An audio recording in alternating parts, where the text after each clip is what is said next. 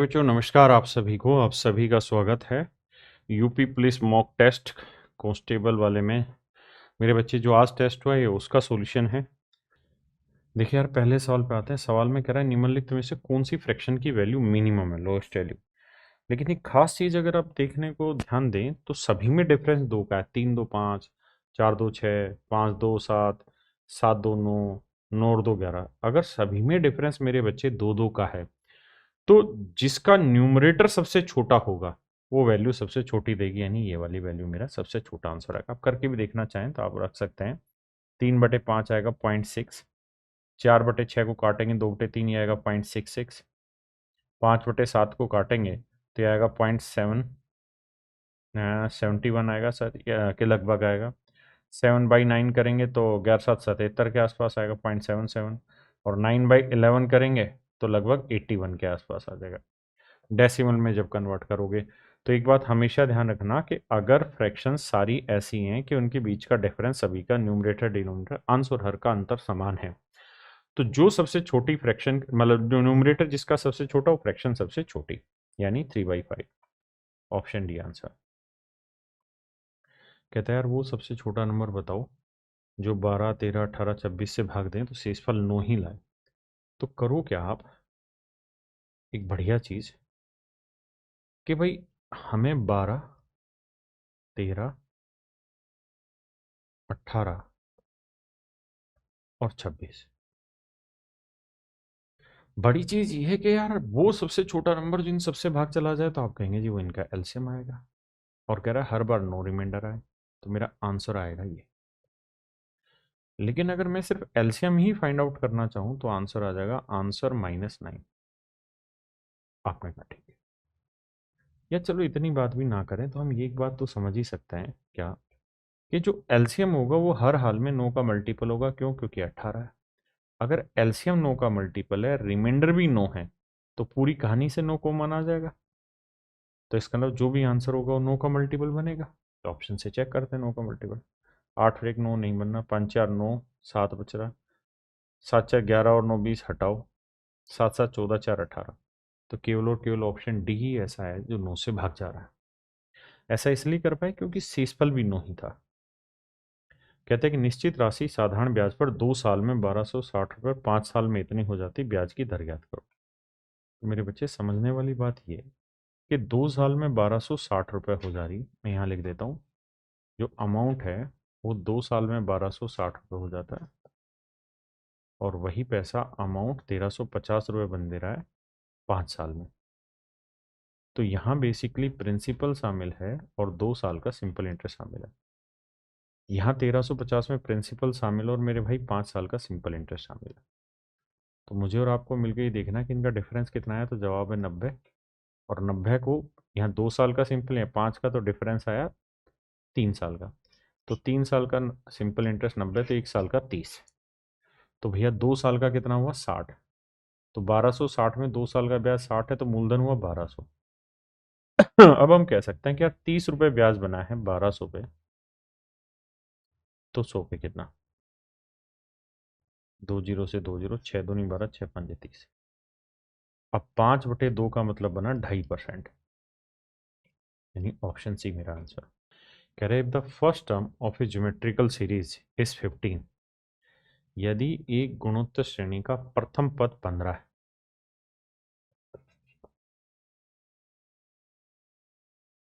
और सार अनुपात कॉमन रेशियो आर की वैल्यू 4 है। कहता है कोई ज्योमेट्रिकल प्रोग्रेशन है, फर्स्ट टर्म है और कॉमन रेशियो है, तो इसके 4 पदों का योगफल ज्ञात करिए। Sum of its 4 term. तो सम ऑफ एन टर्म्स का फॉर्मूला होता है A R raise to power N -1 upon R -1। देखो यार ए की वैल्यू कितनी है 15, आर की वैल्यू है 4। अब 4 की पावर एन, एन का मतलब नंबर ऑफ टर्म भी 4 है, तो 4 की पावर 4 -1/4 -1, तो 15। 4 की पावर 4 64, नहीं 4 की पावर 4 256, 256 में गया 255, और 4 में से गया 3, 3 से घाटा 5 है। तो एक बात हर आदमी को समझनी चाहिए। पहली बात तो यूनिट डिजिट पाँचों पाँचों 25, मतलब 5 ही आएगा।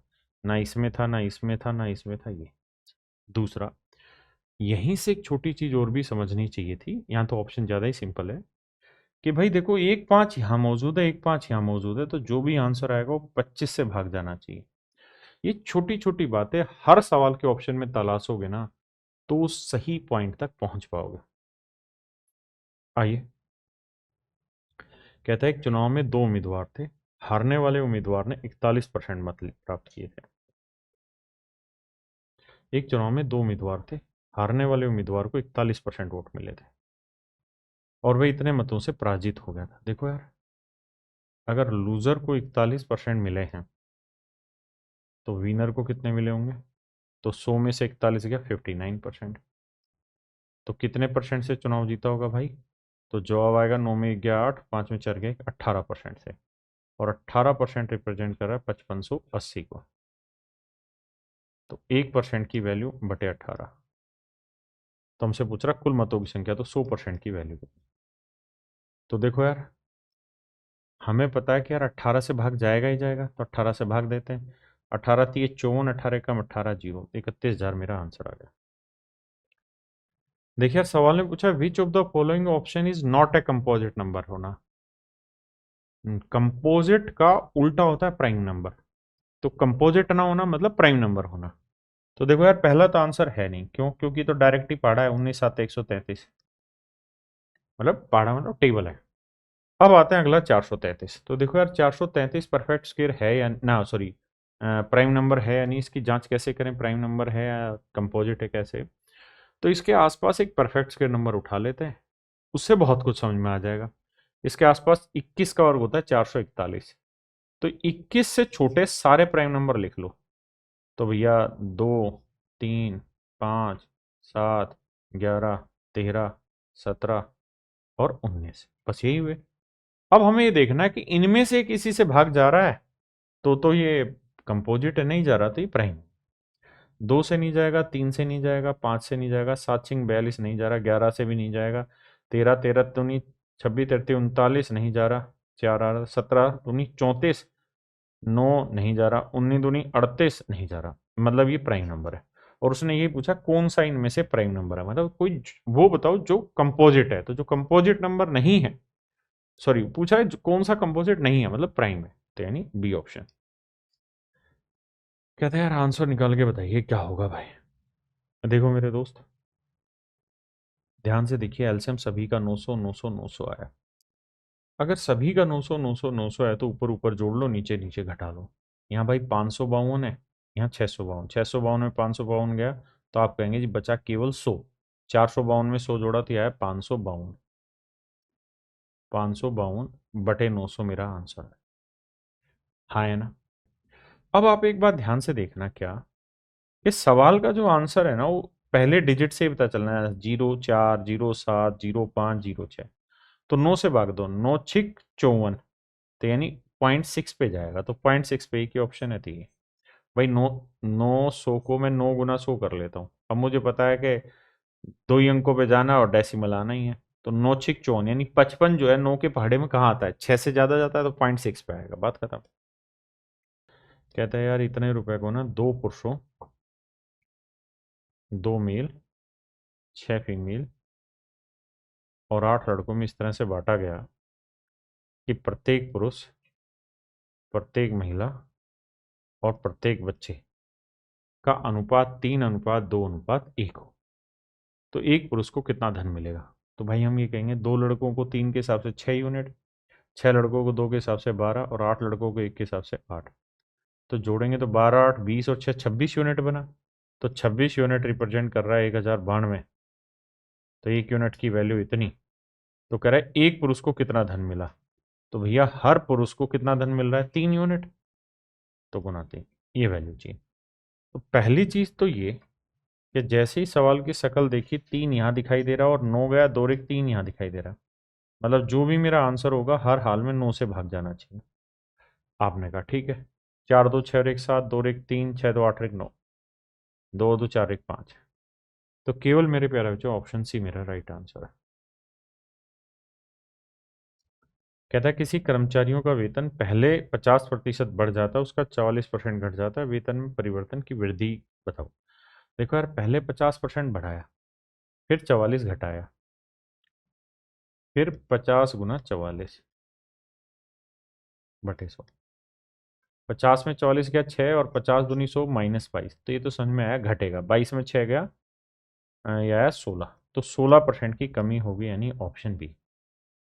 When a plot is sold for rupees this, कहता है जब एक प्लॉट को 3030 रुपए में बेचा जा रहा है, जैसे ही 3003 देखा, आंखें खड़ी होनी चाहिए क्या कि भैया ये 1001 × 3 × 10 है। आपने कहा कोई दिक्कत नहीं। 1001 बहुत सवालों में टकराता है, 7 × 11 × 13 होता है। तो हमें समझ लेना था कि यार जो भी आंसर आएगा ना, वो 11 का मल्टीपल होगा, 7 का होगा, 13 का होगा। बाकी पढ़ के देखते हैं। कहते हैं यार इसे 22% लॉस में बेचे, यानी 100 की चीज 22 लॉस में बेचेंगे तो 72 में बेचेंगे। और कह रहा है अगर इसे 22% प्रॉफिट में बेचे तो 122 में बेचेंगे, सॉरी 78 में बेचेंगे। 22% लॉस मतलब 100 की चीज 78 में, और यहाँ 122 में। तो 78 यूनिट की वैल्यू रिप्रेजेंट कर रहा है ये। 1001 को तोड़ के लिख देता हूँ, 7 11 13 × 3 × 10, तो 78 यूनिट इसको रिप्रेजेंट कर रहा है, तो 122 की वैल्यू क्या। आपने कहा जी बिल्कुल ठीक है। 13 × 3 = 39, 39 दूनी 78, 2 से काटा, 2 6 12, 2 एकम 2 61। ये तो है डिटेल सवाल को करना। अब तो कुछ बचा ही नहीं, यूनिट डिजिट चेक करें या कैसे भी कर दें।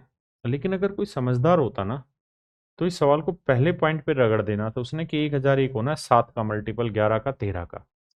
78 13 से कट जाएगा, लेकिन 7 और 11 बचेगा। 11 का मल्टीपल चेक कर लेते हैं। 9 और 4 13, 7 7 14 हटाओ। 9 और 6, 9 और 4 13, 7 6 13 भाग जाएगा। 9 और 5 9 और 4 13, 7 5, 9 और 4 13, 7 5 12 हटाओ।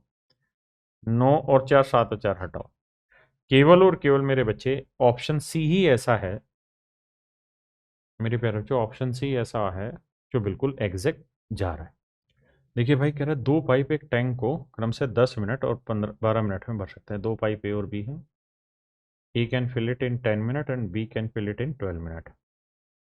एक निकासी पाइप प्रति मिनट 9 गैलन पानी खाली कर सकता है। तीनों पाइप एक साथ टैंक को 30 मिनट में भर लेते हैं। ए बी सी कहता है 30 मिनट में टंकी भर लेते हैं। तो भाई 10 12 30 कैल्शियम आया 60। तो आप कहेंगे जी 10 6 60, 12 5 60, और 30 दूनी 60। सी जो है वो खाली करने वाला। बड़ी बात जानते हैं क्या है कि भाई तीनों की कैपेसिटी तो है 2, ए की 6 है, बी की 5, तो सी की क्या रही होगी। तो 6 5 11, 11 में से क्या घटाएंगे, 2 है 9, तो सी की कैपेसिटी रही होगी 9 यूनिट। तो यानी सी 1 मिनट में 9 यूनिट पानी खाली कर सकता है। सी जो है वो 1 मिनट में कितना पानी खाली कर सकता है, 9 यूनिट खाली कर सकता है। तो भैया सी पूरी टंकी कितनी देर में खाली करेगा, तो आप कहेंगे जी 60/9, यानी इतने मिनट में पूरी टंकी खाली कर देगा। और सवाल ने कहा कि हर मिनट जो है 9 गैलन पानी खाली करता है, 9 गैलन पानी खाली करता है। तो 1 मिनट में 9 गैलन, तो इतने मिनट में कितना, तो आंसर आ जाएगा 60 गैलन। 60 गैलन मेरा राइट आंसर। अब आपने एक जवाब देना है, 1 गैलन में कितने लीटर होता है, कमेंट्स में जवाब देना। कहता है directions, study the following bar graph. कहता है ग्राफ विभिन्न स्कूलों की विभिन्न कक्षा में छात्रों की संख्या प्रदर्शित करता है। ये स्टैंडर्ड 8 है, ये 10 है, ये 12 है, इसको रिप्रेजेंट कर रहा है अलग अलग सेक्शन में। कहता है स्कूल वाई में पढ़ रहे विद्यार्थी की कुल संख्या और स्कूल डब्ल्यू में पढ़ रहे विद्यार्थियों की मूल संख्या के बीच कितना अंतर है। तो देखो यार, यहाँ देखें तो 28 और 42 कितना हो गया, 70 और 30, 100 बच्चे पढ़ रहे हैं। ठीक है जी। और वाई में कितने पढ़ रहे हैं विद्यार्थियों की संख्या कितनी है, तो 23 और 27, 50 और 20, 70 बच्चे पढ़ रहे हैं। तो जो डिफरेंस आ रहा है ना दोनों जगह, वो आ रहा है 30 का। डिफरेंस आ रहा है मेरे बच्चे कितने का, 30 का, है ना। और संख्या जो लिखी हुई है वो कहता है सैकड़ों में है, यानी 30 के आगे 2 जीरो और लगानी होगी। मतलब मेरा आंसर आया ऑप्शन डी, 3000।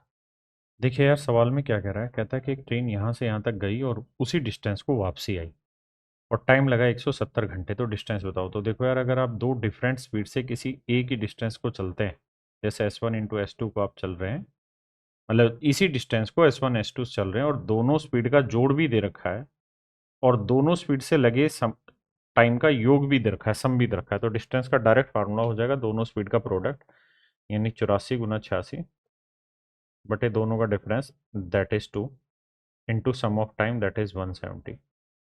तो 2 चौक 8, 2 तिया 6, दैट इज 43। अब मेरे बच्चे हम यूनिट डिजिट पकड़ लें या डिजिटल सम पकड़ लें, there are lots of way to solve it. तो हम क्या कर सकते हैं, 8 4 12 का 3 आया, 4 3 7 आया, 7 और 1 8 आया। अब 7 या 21, 21 का 3 आया, 3 8 24, 4 2 6 आया। तो डिजिटल सम 6 है, देखते हैं 6 किसका रखा है। देखो यार, 7 2 9 ये गलत है। अब 7 3 10 और 4 3 7, 8 17 ये नहीं, गलत है। अब यहाँ 4 3 12 और 7 19, एक आया, गलत है। 7 2 9 4 2 6, यानी ऑप्शन डी करेक्ट आंसर है।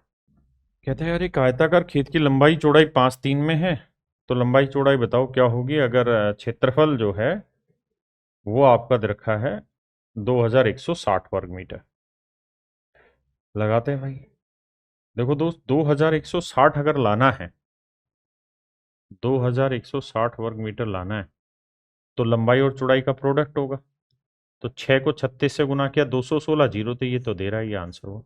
बाकी सब वैसे ही काट दूंगा, क्यों? क्योंकि यूनिट डिजिट जीरो नहीं बन रहा किसी से भी, इससे बन रहा है, लेकिन इसका प्रोडक्ट बहुत बड़ा आ रहा है।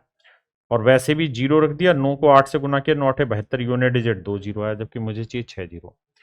तो ऐसे हर एक सवाल को ब्रेक करके आगे बढ़ो। आइए भाई। कहता है एक्स ने एक काम को 126 दिनों में पूरा किया, वाई उसी काम को 210 दिन में पूरा करता है, और जेड मेरे बच्चे उसी काम को 280 दिनों में पूरा करता है। अब देखिए यार, एक चीज तो है कि यहाँ 7 से सारे भाग जा रहे हैं, तो 7 से भाग देते हैं, तो 7 एकम 7, 7 8 56, 7 तिया 21 और 7 चौक 28 40, यानी एलसीएम में एक 7 तो आएगा ही आएगा। अब 18 के अंदर 9 मौजूद है, तो 9 भी आएगा।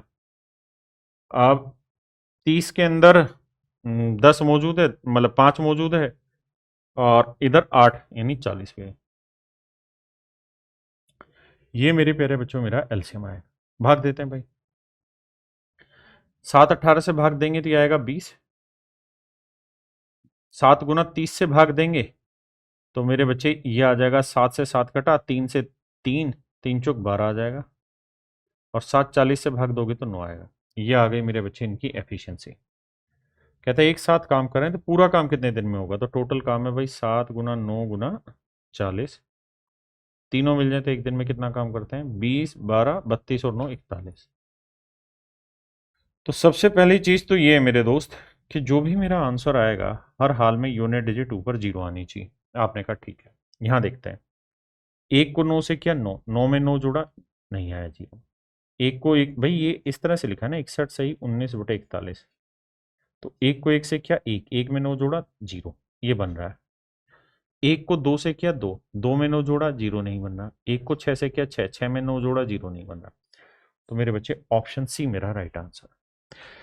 इस सम ऑफ रुपीज 2,50,000, कहता है 2.5 लाख रुपए के पैसे को 4 5 और 6% की रेट से सालाना संयोजित होते हुए 3 साल के लिए जमा किया जाता है, तो 3 वर्ष के अंत में कितनी राशि हो जाएगी। देखो मेरे भाई, समझना बात को। भाई 2.5 लाख रुपए, आपने कहा जी ठीक है, तो 2.5 लाख रुपए पे पहले साल रेट है 4%, तो 104% हो जाएगा। अगले साल है 5%, तो 105% हो जाएगा। और उससे अगले साल है 6%, तो 106% हो जाएगा। अब देखिए यार, पहला तरीका तो ये है कि हम डिजिटल सम लेके खत्म करें कहानी को। तो देखो भाई, डिजिटल सम कैसे ले। 5 2 7 आया, 4 और 1 5 आया, 5 और 1 6 आया, 6 और 1 7 आया। देखो यार, 7 और 6 को गुना करेंगे, 7 6 42, 6 6 5 30, 3 आया, 3 7 21, 3 आया, तो डिजिटल सम आया 3। देखते हैं। अब भैया 5 5 10, 10 और 9 19, 19 और 6 25 2 27, ये तो कहानी खत्म। ये तो जीरो आ रहा है, हमें चाहिए 3। अब यहाँ देखिए भाई मेरे, 6 और 3 9 गया, 8 2 10 और 5 15, ये 6 आ रहा है ना, ये 3 आ रहा है, ये भी गया। अब देखो यार 3 और 1 4 4 8, ये भी गया, तो 9 गया। अब 8 और 8 16, 16 और 2 18 गया, बचा 3, यही मेरा आंसर हुआ, यानी ऑप्शन डी मेरा करेक्ट आंसर। कह रहा भैया रेंज बताओ। देखो मेरे भाई, रेंज जो होती है ना आंकड़ों की, रेंज का बेसिक फंडा होता है कि मैक्सिमम वाले से मिनिमम घटा दो, तो 58 से जब 8 घटाओगे तो बचेगा रेंज 50। और कहता है जी मोड बताओ। मोड का मतलब होता है बहुलक। बहुलक मतलब जो चीज सबसे ज्यादा बार आ रखी है, तो 17 सबसे ज्यादा बार आ रखा है, तो 17 घट आया मोड। तो कहता है इनका अंतर बताओ, तो 50 और 17 का अंतर 33, ऑप्शन सी। कहते हैं यार 11 पारियां पूरी होने के बाद सम्राट के औसत 51 रन है। 51 रन है। कहता है अपने औसत को 2 रन बढ़ाने के लिए सम्राट को अपनी अगली पारी में कितने रन बनाने होंगे। तो देखो यार 11th इनिंग तक उसका औसत है 51। 12th इनिंग में वो कितने रन बनाए कि उसका औसत 2 रन बढ़ जाए, तो 12 पारियों में 2 के हिसाब से 24 रन बढ़ाना औसत। तो 51 में 24 जोड़ेंगे तो 4 1 5 5 2 7, यानी उसे 75 रन मेरे भाई बनाने होंगे, तो फिर ऐसा होगा। An 18 litre mixture contain acid and water in the ratio 5:1।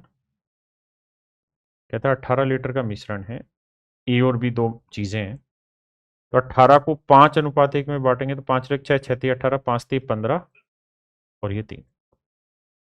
तो ये वाली वैल्यू 3 लीटर है, तो ये वाली वैल्यू 15 लीटर। कहता है एसिड और वाटर। अब कह रहे हैं इसमें हम x लीटर पानी जोड़ दें, तो ratio of acid and water become 3:1। तो कहता है एसिड वाटर 3:1 हो जाता है। अब हमें समझना यहाँ पे ये है कि यार हम जोड़ रहे हैं पानी, तो एसिड तो 15 था, 15 ही रहेगा, तो 3 यूनिट 15 लीटर, 1 यूनिट 5, तो पानी हो गया मेरे दोस्त 5 लीटर।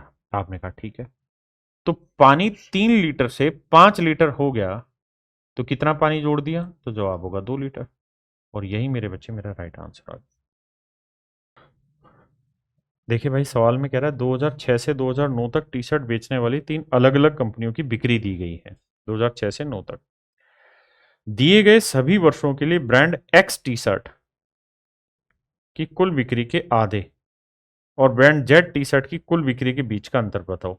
यानी एक्स वाला जो ब्रांड है उसका आधा और जेड की टोटल बिक्री, इनके बीच का अंतर बताना है मेरे भाई, क्या होगा। ठीक है यार, 2006 से 9 तक। अब देखो भाई, एक्स को जोड़ते हैं सारे को, 6 7 8 9 का, तो 1000, 1150, फिर 1150 और फिर 950, ये हुआ। तो देखो यार 1100 1100 2200 2300, तो ये हो गया 2300 और 9 3250 और ये 4250, तो एक्स की वैल्यू आ गई 4250। इसका आधा करेंगे तो ये आएगा भाई 2125, क्योंकि एक्स का आधा किया था। अब जेड को ले लेते हैं, तो जेड है वाइट वाला, तो 750 और 850, 8 7 15, 1600, 1600 और भाई ये कितना हो गया, 11 और 9 20, 2100, 1600 और 2100 कितना हो गया, तो ये हो गया भाई 3700। कहते हैं यार इनका अंतर बताओ। तो देखो यार पहली बात तो डबल जीरो से 25 घटाएंगे तो 75 बचेगा, तो ये कट गया आंसर। अब आंसर क्या आएगा भाई, 2000 तो डिफरेंस आएगा नहीं, 2000 से तो छोटा आएगा, तो बचा एक ऑप्शन डी 1575। कहता find the curve surface area of A hemisphere. उस अर्धगोले का वक्र पृष्ठीय क्षेत्रफल ज्ञात कीजिए जिसकी त्रिज्या 50 सेंटीमीटर और पाई का मान इतना है। तो भैया वक्र पृष्ठीय क्षेत्रफल अर्धगोले का जो होता है वो होता है 2 पाई r²। पाई का मान मेरे बच्चे 3.14 और आर यानी 50 50 का वर्ग हुआ 2500। अब 2 जीरो से मेरे बच्चे डेसिमल हट गया। आपने कहा जी ठीक है, अब सवाल को आगे लेकर चलते हैं। देखो यार 2 से 25 को काटेंगे, 50 जीरो आ गया, 5 चौक 20, 5 एकम 5 2 7, 5 3 15, 15700 मेरा राइट आंसर है। कहता है शिवाजी और प्रभु, शिवाजी और प्रभु इनकी आयु का अनुपात 11:7 है। कहता है 8 साल बाद उनकी उम्र का अनुपात, अब से कहता है 8 साल बाद, अब से 8 साल बाद उनकी उम्र का अनुपात 15:11 हो जाएगा। तो उनकी उम्र में कितना अंतर है। देखो यार हमें देखना है डिफरेंस 8 साल आ रहा है, 11 और 15 का डिफरेंस 4 साल, 7 और 11 का डिफरेंस 4 साल। बिल्कुल ठीक है यार। और डिफरेंस एक्चुअल में 8 साल को रिप्रेजेंट कर रहा है। तो 4 यूनिट की जो वैल्यू है वो 8 साल को रिप्रेजेंट कर रहा है, तो 1 यूनिट की वैल्यू 2 साल।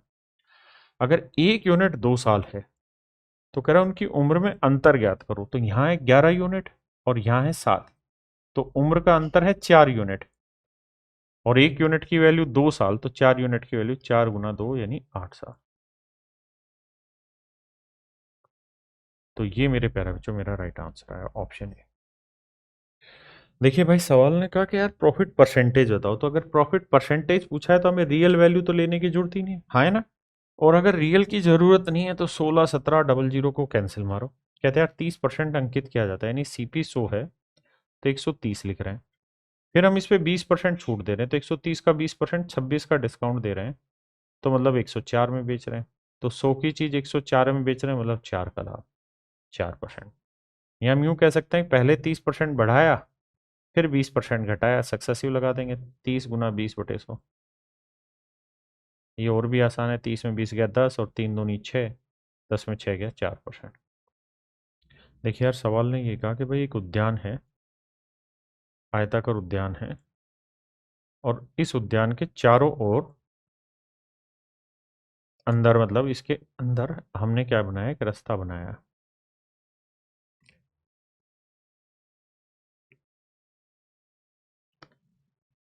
एक रास्ता बनाया। कहता उद्यान जो है 36 मीटर लंबा है, 36 मीटर लंबा है और 24 मीटर चौड़ा है, 24 मीटर चौड़ा है। यदि पथ द्वारा घेरा गया क्षेत्रफल, कहता रास्ते का जो एरिया है,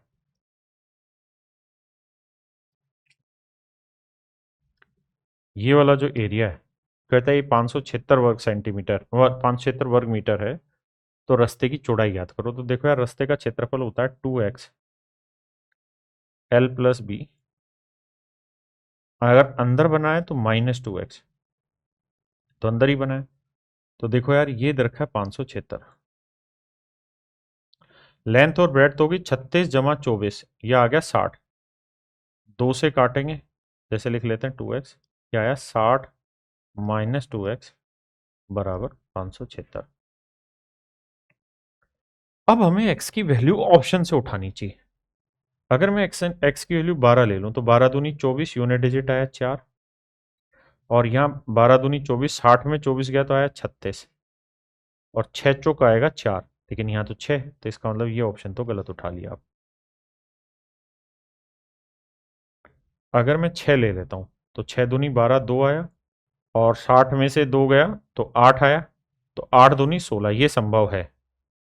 ये मेरे भाई संभव, अब करके देखते हैं। तो 6 दूनी 12 और 60 में 12 गया 48, तो 12 7 12 8 96, 12 चौक 48 और 9 57, ये बिल्कुल सेटिस्फाई कर रहा है, नहीं ऑप्शन भी करेक्ट आंसर है। हमें फार्मूला लगाना और फिर ऑप्शन से वैल्यू उठा के रखनी है।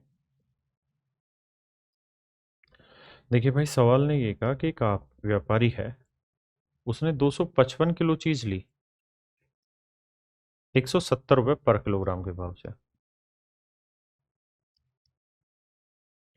फिर उसने 265 किलो चीज ले ली, ये भी 170 रुपये पर किलोग्राम के भाव से ले ली। तो मेरे बच्चों ये तो मिश्रण का रेट क्या आया, तो जवाब आया मिश्रण का रेट भी 170 रुपये पर किलोग्राम ही आया, क्योंकि भाई यहाँ पे भी एक ही रेट लिया, यहाँ पे भी सेम ही रेट लिया, तो पूरे मिश्रण का भी रेट सेम आया। अब कहता है यार इसको बेच दिया, बेचा है 204 रुपये पर केजी के हिसाब से। तो 170 से 204 यानी कितने बढ़ा के बेचा, 34 रुपये लाभ में बेचा। तो 34 का लाभ है मेरे भाई 170 पे, तो 100 पे कितना, 17 दूनी 34, तो आंसर आया भाई 20%, यानी उसे कुल मिला के 20% का प्रॉफिट हुआ।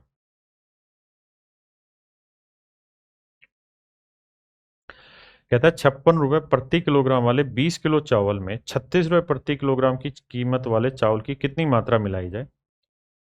कहता है 56 रुपये पर किलोग्राम कीमत वाले 20 किलो चावल में 36 रुपये पर किलोग्राम कीमत वाले कितने चावल मिलाए जाएं कि अगर व्यापारी को 48 रुपए प्रति किलोग्राम की दर से बेचें तो 20% का प्रॉफिट हो। तो हमेशा हमें पता है कि यार सीपी और सीपी का मिश्रण कर रहे हैं, कोस्ट प्राइस का मिश्रण कर रहे हैं, तो मिश्रण भी कोस्ट प्राइस का ही बनता है ना। तो भाई 48 है, 20% का प्रॉफिट, 20% की फ्रैक्शन 1/5, यानी 5 में चीज खरीदी तो 1 का लाभ, बेचा कितने में, 6 में। तो 6 यूनिट 48, तो 1 यूनिट 8, तो 5 यूनिट 40, यानी कोस्ट आया 40 रुपए पर किलोग्राम। तो देखो यार, 56 में 40 गया 16, और 40 में 36 गया 4, तो आंसर आया 4 एकम 4, 4 चौक 16, 1:4। तो 1 यूनिट 20 किलोग्राम, तो 4 यूनिट 80 किलोग्राम। तो आंसर आया मेरे बच्चे ऑप्शन ए। देखो दोस्त, कहता है इसको सोल्व करके बताइए क्या होगा। एक बात तो समझ सकते हैं, और वो ये है मेरे भाई कि हम अगर डिजिटल सम ले लें तो कोई दिक्कत तो है नहीं सवाल में। ये तो जीरो आएगा, और जीरो को इससे गुना करोगे तो जीरो आया। ये 4 आया, ये 3 आया, 4 को 3 से गुना किया, 4 3 12, 12 का 2 1 3 आया, 7 21, 21 का 3 आया, और ये 7 है, 7 21, फिर से 3 है। तो डिजिटल सम जो आना चाहिए मेरे बच्चे, वो 6 आना चाहिए। देखते हैं अब 6 किसका आ रहा है। देखो यार, 9 गया, 3 3 6 1 7, हटाओ, 9 गया, 3 4 5 6 7, हटाओ, 9 गया, 3 4 5 2 7, हटाओ। अब भैया 8 और 1 9 गया, 3 4 7, और एक 8 7 15, 15 का 6, ये आंसर, यानी ऑप्शन डी मेरा राइट आंसर है। तो हमें सोल्व करने की जरूरत ही नहीं है, हम केवल डिजिटल सम से ही आंसर पे पहुंच गए। आइए दोस्त, कहता है 851 रुपए को इस अनुपात में 3 भागों में बांटना है। तो देखो यार, बांटने के लिए क्या करो, बटे में जो वैल्यू लिखी हुई है ना, इस कैल्शियम ले लो, 2 3 4 कैल्शियम क्या आया भाई, तो आप कहेंगे जी 12, तो 12 को इधर भी गुना, इधर भी गुना, इधर भी गुना, तो 2 से काटेंगे 6 आया, 3 को काटेंगे 3 चौक 12, 4 दूनी 8, और 4 3 12, 3 3 9, तो 6:8:9 में बांटना है। तो 8 6 14 और 9 23, 23 यूनिट रिप्रेजेंट कर रहा है 851 को। तो 1 यूनिट की वैल्यू इतनी। तो कहता है पहला भाग याद करो, तो 6 यूनिट की वैल्यू कितनी। तो हमें समझना है कि यार जो भी आंसर होगा वो 3 से भाग जाना चाहिए, लेकिन जैसे ही ऑप्शन की ओर देखा तो देखते ही रह गए, मतलब सारे ही भाग जा रहे हैं, तो हम यूनिट डिजिट पकड़ते हैं। भाई 3 को किससे गुना करें कि यूनिट डिजिट 1 आ जाए, तो आप कहेंगे 7 से गुना करने पे आएगा। तो 3 को 7 से गुना करेंगे तो 1 आएगा, अब 7 को 6 से गुना करेंगे तो यूनिट डिजिट आएगा 2। तो जो भी आंसर होगा यूनिट डिजिट 2 होगा, यानी ऑप्शन डी मेरा राइट आंसर। तो ये कहानी थी मेरे प्यारे बच्चों यूपी पुलिस कांस्टेबल की, जो आज हुआ है। नमस्कार, आप सभी को बहुत बहुत धन्यवाद। Thank you, have a nice day to everyone. Thank you मेरे बच्चे। जैसे पहला क्वेश्चन था कि इस श्रृंखला में गलत संख्या ज्ञात करें, तो अब हम एक बात देखें कि अगर हम 32 को 2 से भाग करते हैं तो 16 बनेगा, उसमें 1 जोड़ देते हैं तो 17 हो जाएगा। वहीं अगर हम 17 को 2 से भाग करें तो 8.5 बनेगा, और उसमें 1 जोड़ दें तो 9.5 हो जाएगा। लेकिन अगर हम 9.5 को 2 से भाग करें तो ये जो बनता है कितना, 4 दूनी 8, कैरी 1 7, और 4 पंजे 20, तो ये आपका 4.75 ही बनना है। यानी कि यहां पर एक जोड़ करके तो ये बन जाना चाहिए था 5.75। तो अब ये 4.75 रह गया, तो ये गलत हो गया भाई। ये क्या हो गया, ये गलत हो गया भैया। तो इसका जो आंसर बना वो बना ऑप्शन नंबर सी।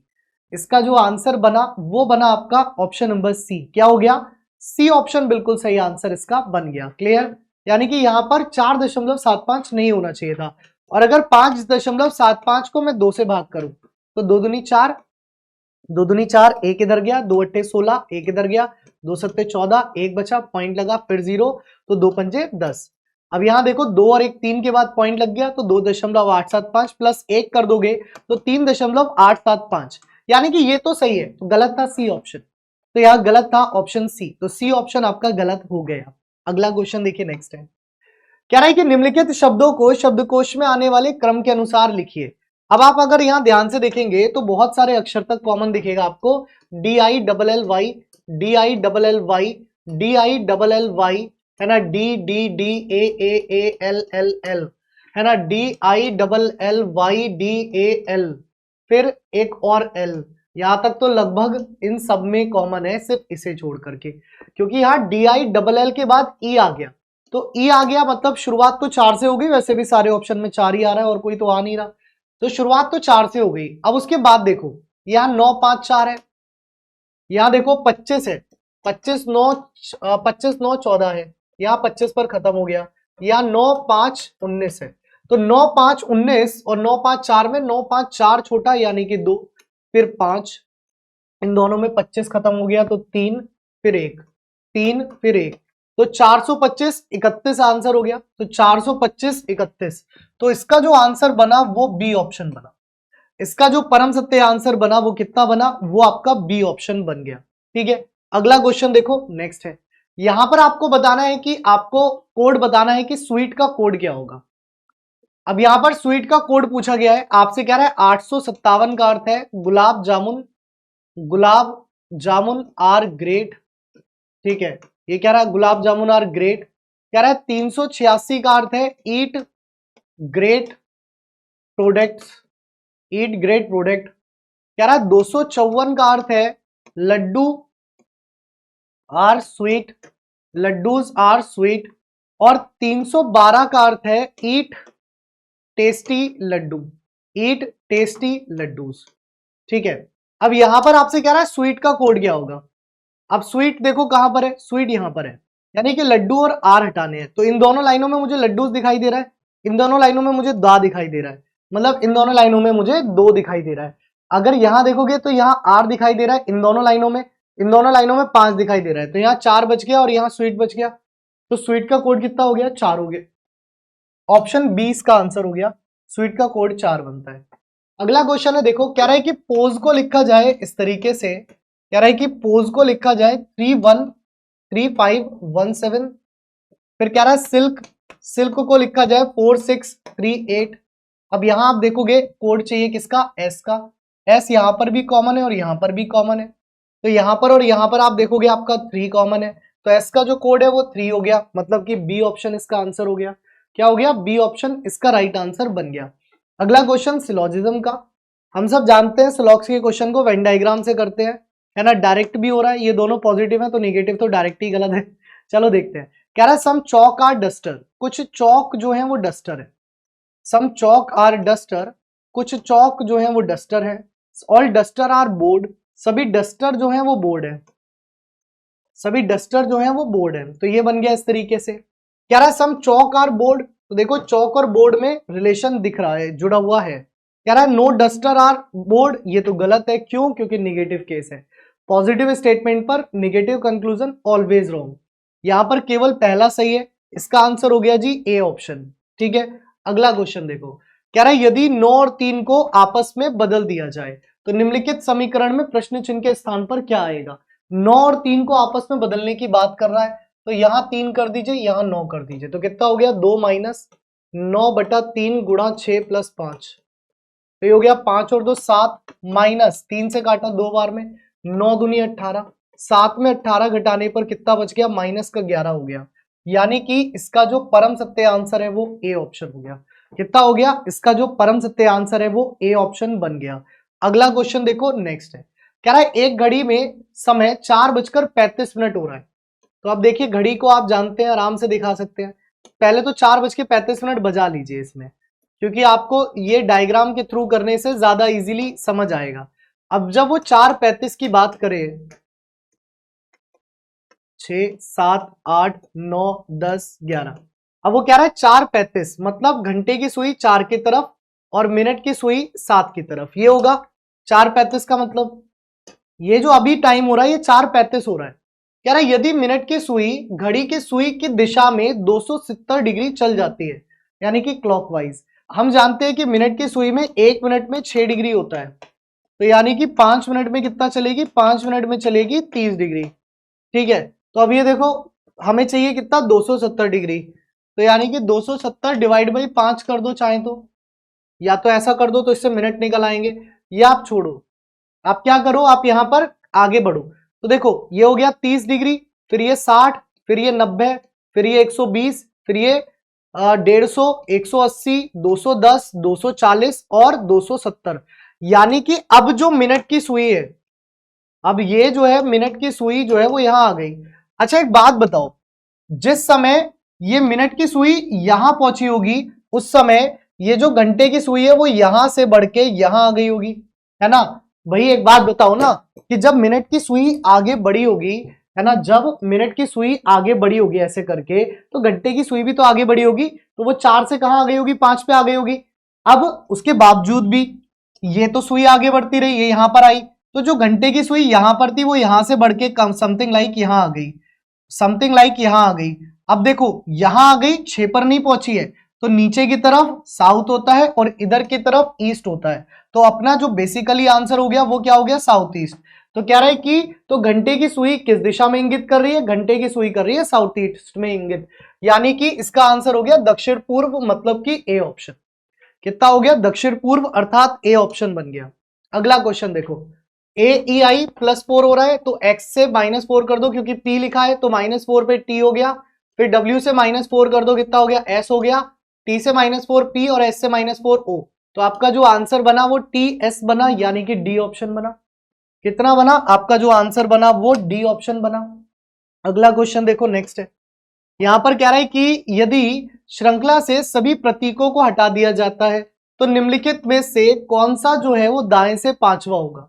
दाएं से पांचवा पूछा है, श्रृंखला से सभी प्रतीकों को हटा दीजिए, तो एक ये सभी हटा दीजिए भैया, ये सभी प्रतीक जो है वो हटा दीजिए। अब कह रहा है दाएं से पांचवा, तो दाएं से पांचवा कौन होगा, 1 2 3 4 5, दाएं से पांचवा जो है वो 5 ही हो गया।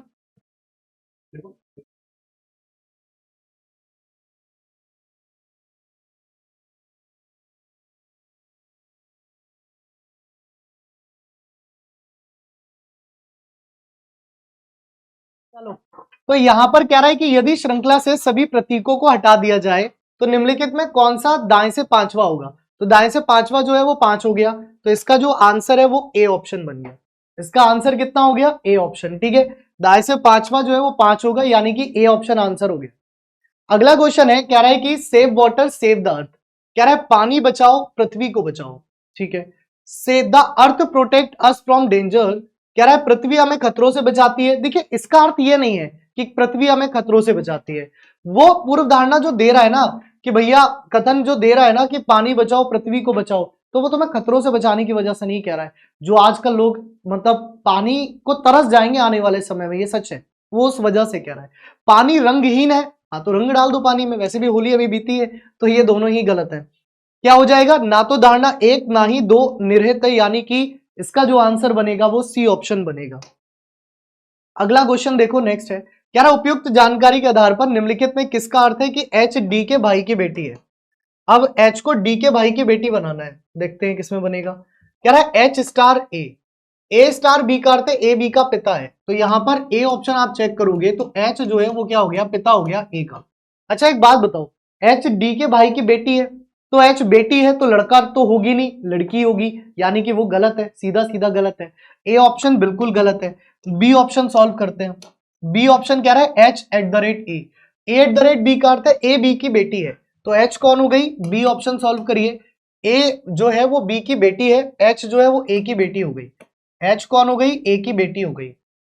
कह रहा है ए माइनस एम, ए माइनस बी का अर्थ क्या है, ए बी का बेटा है, तो ए जो है वो बी का बेटा है, तो ए जो है वो क्या हो गया, वो एम का बेटा हो गया, ठीक है। एम स्टार आई, ए स्टार बी का अर्थ है ए बी का पिता है, ए क्या है, ए जो है वो बी का पिता है, तो एम जो है वो पिता हो गया किसका, आई का। फिर कह रहा है आई dollar D, A dollar B का अर्थ है ए बी की बहन है, तो आई जो है वो बहन हो गई किसकी, डी की। अब यहां क्वेश्चन में देखो एच डी के भाई की बेटी है, तो बन तो रही है, ये कौन है, डी, ये इसका भाई, ये उसकी बेटी, तो भाई की बेटी किसमें आ रही है, ऑप्शन बी में आ रही है, तो इसको पूरा सॉल्व नहीं करना पड़ा, आपका जो आंसर है वो बी ऑप्शन हो गया कि एच जो है वो डी के भाई की बेटी है। अगला क्वेश्चन देखो नेक्स्ट है, यहां पर बताओ कि यहां आंसर क्या होगा, तो देखो एल से जे मतलब -2 फिर -2 फिर -2, अब यहां -2 करोगे तो डी होगा, अरे वाह क्या बात है, बहुत ही बढ़िया, केवल एक ही ऑप्शन है जो डी से शुरू हो रहा है, तो डीपीयू इसका आंसर हो गया, क्या हो गया, डीपीयू, ठीक है। अगला क्वेश्चन देखो नेक्स्ट है, कह रहा है कि निम्नलिखित रेखा चित्र में त्रिकोण उन लोगों की संख्या को दर्शाता है जो खिलाड़ी हैं, व्रत उन लोगों की संख्या को दर्शाता है जो टाइपराइटिंग कौशल है ना। वर्ग उन लोगों की संख्या को दर्शाता है जो स्नातक है। और पंचभुज हिंदी भाषियों की संख्या को दर्शाता है। उन लोगों की संख्या क्या है जो स्नातक और खिलाड़ी है। अब देखो स्नातक कौन है, स्नातक है वर्ग वाले, तो यानी कि मुझे इसके अंदर चाहिए। फिर खिलाड़ी कौन है, त्रिकोण वाले, तो मुझे इसके अंदर भी चाहिए।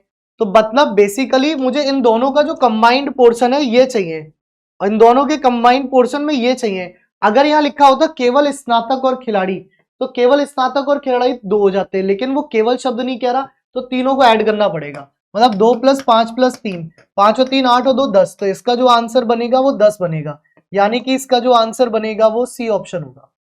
क्या होगा, सी ऑप्शन। कह रहा है 5 और 6 बजे के बीच घड़ी की दोनों सुइयां एक सीध में होंगी।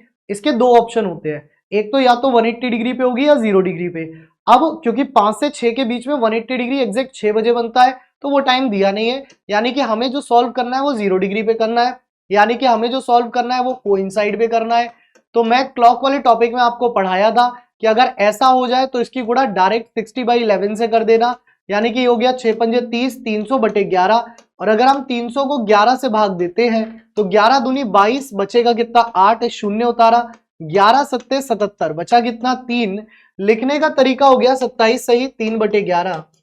तो यहां जो आंसर बन गया वो हो गया ऑप्शन नंबर डी कि 5 + 27 सही 3/11। क्या हो गया, डी ऑप्शन इसका आंसर हो गया, 5 + 27 सही 3/11।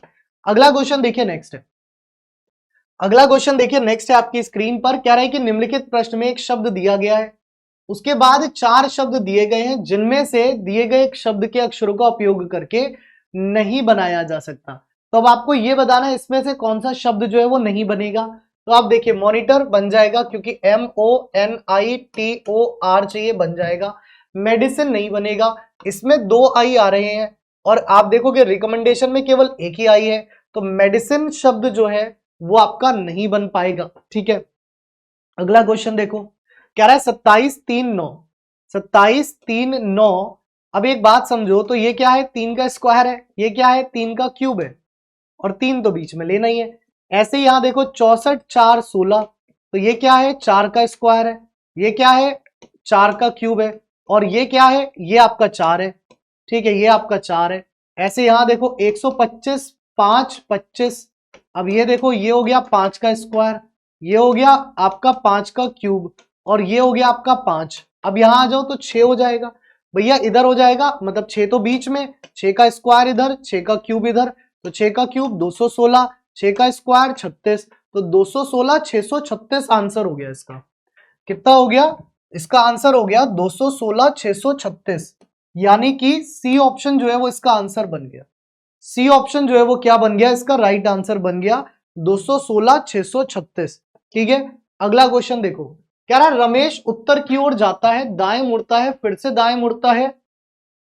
ठीक है, अब यहां देखो क्या रहा है कि रमेश उत्तर की ओर जाता है, उत्तर की ओर गया, फिर दाएं मुड़ा, फिर से दाएं मुड़ा, और फिर बाएं मुड़ा। अब रमेश किस दिशा में जा रहा है, तो वो ईस्ट में जा रहा है, आंसर हो गया ईस्ट। लेकिन इस क्वेश्चन को हम डायरेक्ट भी कह सकते थे, वो उत्तर की ओर जा रहा है, वो दाएं मुड़ा, फिर दाएं मुड़ा, फिर बाएं मुड़ा, एक दाएं से एक बाएं कैंसिल, और जब नॉर्थ में एक राइट जोड़ते हो तो ईस्ट बन जाता है, डायरेक्ट भी आंसर हो सकता था। ठीक है, अगला क्वेश्चन देखो। कह रहा है कि इन अक्षरों को वास्तविक व्यवस्थित करने पर, वास्तविक नहीं सॉरी, इन अक्षरों को व्यवस्थित करने पर किस शहर का नाम बनेगा। अगर मैं यहां पर देखूं तो पी तो मुझे दिख नहीं रहा, तो त्रिपुरा नहीं बनेगा। अगर मैं देखूं एल भी नहीं दिख रहा तो ये भी नहीं बनेगा, बी भी नहीं दिख रहा ये भी नहीं बनेगा, यानी कि इनको व्यवस्थित करने पर जो है वो अमृतसर बन जाएगा। इनको व्यवस्थित करने पर क्या बन जाएगा, अमृतसर जो है वो बन जाएगा। ठीक है, अगला क्वेश्चन देखो। कह रहा है ब्रॉन्ज सिल्वर और एलॉय निम्नलिखित चित्रों में कांस्य रजत मिश्र धातु का बताइए क्या संबंध होगा। तो हम जानते हैं ब्रॉन्ज सिल्वर एलॉय, इसका जो रिलेशन बनेगा वो ऑप्शन नंबर सी का बन जाएगा। क्या हो गया, सी ऑप्शन इसका राइट आंसर बनता है। अगला क्वेश्चन देखिए। कह रहा है कि प्लस का अर्थ भाग है, तो यहां पर प्लस की जगह आप क्या कर दो बेटा, डिवाइड कर दो। भाग का अर्थ गुणा है, तो भाग की जगह गुणा कर दो। कह रहा है कि गुणा का अर्थ घटा है, तो इसकी जगह घटा कर दो। फिर कह रहा है जी घटा का अर्थ जो है वो जोड़ है, तो इसकी जगह जोड़ कर दो। तो 18/6 यानी कि 3 × 7 प्लस -5 प्लस 2, तो 7 के 21 -5 प्लस 2, 21 और 2 23, 23 में 5 गए, कितने बचे? 18 बचे। तो इसका जो आंसर है वो क्या हो गया? D option. इसका आंसर क्या हो गया? डी ऑप्शन हो गया जी। ठीक है, डी ऑप्शन इसका आंसर हो गया। इसकी आकृति की बताइए दर्पण प्रतिबिंब क्या होगी। अब इस आकृति की दर्पण प्रतिबिंब जब आप निकालेंगे तो ये वाली आकृति इधर जाएगी, ये ऐसे जाएगा, जो ये ऐसे करके है वो ये ऐसे करके हो जाएगा। अब देखो ये ना तो यहां हो रहा है ना तो यहां हो रहा है, यहां भी हो रहा है और यहां भी हो रहा है। तो अब ये वाला जो ट्राइंगल है वो जब इधर पलटेगा तो जो ऐसे करके है वो ऐसे करके बनेगा और ये ट्राइंगल की शेप ये होगी, तो ये नहीं होगी, यानी कि ये भी गलत है। तो इसका जो आंसर है वो डी ऑप्शन है। इस ट्राइंगल से जब आप देखोगे तो इसका आंसर जो बनेगा वो डी ऑप्शन बनेगा। ये क्वेश्चन सबसे टफ था और मैं कारण बता दूं उसका क्यों टफ था। आप में से बहुत सारे बच्चों ने ये क्वेश्चन गलत भी किया है ना, जो कि आपको करना तो नहीं चाहिए था गलत, लेकिन अब किया है तो कर क्या सकते हैं, है ना। तो इसका कारण बता देता हूं मैं, एक सेकंड। हाँ सही चल रही है स्पीड में, स्पीड देख रहा था कि कितने मिनट में कितने क्वेश्चन हो गए हैं। ठीक है, तो देखो इसके गलत करने का कारण बता दूंगा मैं यहीं पे। कह रहा है स्पिरिचुअल, आपको एक शब्द दिया था SPRITUAL, स्पिरिचुअल। ठीक है, स्पिरिचुअल शब्द दिया था। स्पिरिचुअल शब्द पे अब यहां पर एक बात समझना जरा, कि जब ये स्पिरिचुअल शब्द आपको दिया था तो ये कह क्या रहा था? स्पिरिचुअल शब्द में कह रहा था कि बाबा दूसरे और पांचवें अक्षर को का स्थान आपस में बदल दिया जाए। किसका? दूसरे और पांचवें का आपस में। तो दूसरा चला जाए पांचवें पर, पांचवा चला जाए दूसरे पर, यानी कि आई आ जाए यहां पर और पी आ जाए यहां पर। ठीक है, इसी प्रकार चौथे और छठे अक्षर का स्थान सातवें और नौवें से बदल दिया जाए। अब यहां पर बच्चों ने क्या करा? बच्चों ने यहां ये कर दिया, चौथे का तो बदल दिया छठे से, मतलब यहां पर तो कर दिया टी और यहां पर कर दिया आर, और सातवें का बदल दिया नवे से, यहां पर कर दिया एल और यहां पर कर दिया यू, और फिर इसको कर दिया सोल्व। तो जिन्होंने ऐसे किया वो कर दिया गलत। क्यों गलत किया? क्योंकि बेटा वो चौथे और छठे को नहीं बदलवा रहा आपस में। आपस में बदलने के लिए उसने पूरा शब्द पढ़ लीजिएगा। इस प्रकार चौथे और छठे अक्षर का स्थान क्रमश सातवें और नौवें अक्षर से बदल दिया जाता है। मतलब चौथे का तो सातवें से और छठे का नौवें से, मतलब चौथे का तो सातवें से और छठे का नौवें से, ये आपस में बदल दिया जाता है। तो चौथे का सातवें से, यानी कि यहां पर यू और यहां पर आर, और छठे का नौवें से, यानी कि यहां पर एल और यहां पर टी, बाकी जो बचा ए, बाकी जो बचा आई और एस, वो ऐसे यहां पे। अब क्या रहा है? इस प्रकार नए शब्द में अक्षरों के कितने युग्म हैं आगे या पीछे, मतलब पेयर ऑफ लेटर चाहिए। अब चाहिए पेयर ऑफ लेटर। तो अब डिमांड है किसकी? अब डिमांड है पेयर ऑफ लेटर की। तो देखो STUVWXYZ A नहीं बन रहा, IJKLMNOP नहीं बन रहा, IJKL देखो बन गया, IL एक पेयर है ना, MNOUVWXYZ PQR दूसरा बन गया PR, फिर क्या रहा है PR, ठीक है, ST PQRST तो PT, तीसरा बन गया PT, LMNO नहीं बन रहा, RST चौथा बन गया R और T। अब इधर से गिन लिए, अब इधर से गिनो, TUVWXYZ AB नहीं बन रहा, ABCDEFGH नहीं बन रहा, RSTU बन गया, RU LMNOPQ PQRST UVWX नहीं बन रहा। कितने बने? तीनों तो पांच पेयर बन गए। अब आपको एक बात मैं बताऊं, इसको मैंने दूसरे तरीके से भी आपको सिखाया हुआ है। दूसरा तरीका क्या होता है भाई? ये तो 5 पेयर बन गए, कौन कौन से बने? IL बना, PR बना, है ना, PT बना, RT बना, RU बना। इसका मैं दूसरा तरीका भी आपको हाथों हाथ समझा दूं, आना तो चाहिए ना। जैसे यहां पर जो भी शब्द देगा उस शब्द को लिख लीजिएगा SII, है ना, UPLRAT, फिर उसके बाद इसकी प्लेस वैल्यू लिख दीजिएगा 19, 9, 9, 21, 16, 12, 18, 1 और 20। फिर उसके बाद ऊपर सीक्वेंस से नंबरिंग कर दीजिएगा 1 2 3 4 5 6 7 8 9, 1 2 3 4 5 6 7 8 9। अब जो आपने नंबरिंग करी है इनको ऐड कर लीजिए, क्या कर लीजिए, जो नंबरिंग करी है उनको जोड़ लीजिए। मतलब 19 और 1 20 है ना, 9 और 2 11, 9 और 3 12, 21 4 25 है ना, 16 5 21, 12 6 18, 18 7 25, 8 1 9 और 20 और 9 29, 19 और 9 28, 8 और 9 17, 9 और 7 16, 20 और 21 और 6 27, 16 और 5 21, 12 4 16 और 18 3 21, 2 और 1 3, 20 और 1 21। ये हो गया। उसके बाद आपको क्या देखना है, कितनी बार कोई रिपीट हो रहा है। 20 रिपीट हो रहा है, नहीं हो रहा। 11 नहीं हो रहा, 12 नहीं हो रहा, 25 रिपीट हो रहा है, तो रिपीट हो रहा है 2 बार। 2 बार रिपीट होने पर एक पेयर बनता है। 21 18 9 29 नहीं हो रहा। नीचे देखो 28 रिपीट हो रहा है, आप क्या हो गए, नहीं हो रहा। 17 हो रहा है, नहीं हो रहा। 16 हो रहा है, हो रहा है। 16 भी 2 बार रिपीट हो रहा है, मतलब एक पेयर बनेगा। 27 नहीं हो रहा, लेकिन 21 देखो 3 बार रिपीट हो रहा है। 3 बार रिपीट होने पर 3 पेयर बनते हैं, तो इसके ओवरऑल बनेंगे तो 5 ही। दोनों तरीके से करा दिया मैंने भाई साहब, पेपर में एक ही से करना, वहां दोनों से नहीं करना। लेकिन दिक्कत ये है, ये वाले इन पर फोकस करके करना, ये गलत तो क्वेश्चन गलत। कह रहा BCE को लिखा जाए 4610। कह रहा BCE को लिखा जाए 4610। इसकी वैल्यू 2, इसकी 3, इसकी 5। इसको दुगना कर दिया, इसको भी दुगना कर दिया, इसको भी दुगना कर दिया। कह रहा है KMQ, ये हो गया 11 13 17। इसको दुगना कर दो, इसको दुगना कर दो, इसको दुगना कर दो। 11 दूनी 22, 13 दूनी 26, 17 दूनी 34। तो 22 26 34 कितना हो गया, 22 26 34। तो 22 26 34 यानी कि ए ऑप्शन इसका आंसर हो गया। क्या हो गया, ए ऑप्शन जो है वो इसका राइट आंसर बन गया। अगला क्वेश्चन देखो, ज्ञात कीजिए कि पहली आकृति में है ना टुकड़ों का कौन सा जो इसको बनाएगा। सबसे पहले इस आकृति को पकड़ना, ये वाली। अब ये वाली आकृति देखो आपको चारों जगह दिखेगी, यहां भी दिखेगी, यहां भी दिखेगी। तो गुरुजी इसी को क्यों पकड़वाया, कारण है उसके पीछे, है ना। यहां नहीं दिख रही, हटा दो। और यहां भी दिखेगी, सही है। अब आप यहां देखो तो आपको एक ट्राइंगल दिख रहा है, यहां भी और यहां भी। लेकिन क्या वहां कोई आकृति है जो ट्राइंगल की है ही नहीं। तो अगर मैं यहां नंबरिंग कर दूं 1 2 3 4, तो देखो 1 ये रहा, है ना, 2 ये रहा, 4 ये रहा और 3 ये रहा। तो इसकी इससे जोड़ करके जो आकृति बन रही है वो बन रही है ऑप्शन नंबर डी। वो इसको जोड़ करके जो आकृति बन रही है वो बन रही है ऑप्शन नंबर डी। कह रहा है सिमेंटिक्स का संबंध भाषा से है, तो सिमेंटिक्स का संबंध भाषा से है। उसी प्रकार नेफ्रोलॉजी का किडनी से हो जाएगा, गुर्दे से। यानी कि इसका आंसर हो गया ए ऑप्शन। ठीक है, इसका आंसर हो गया ए ऑप्शन।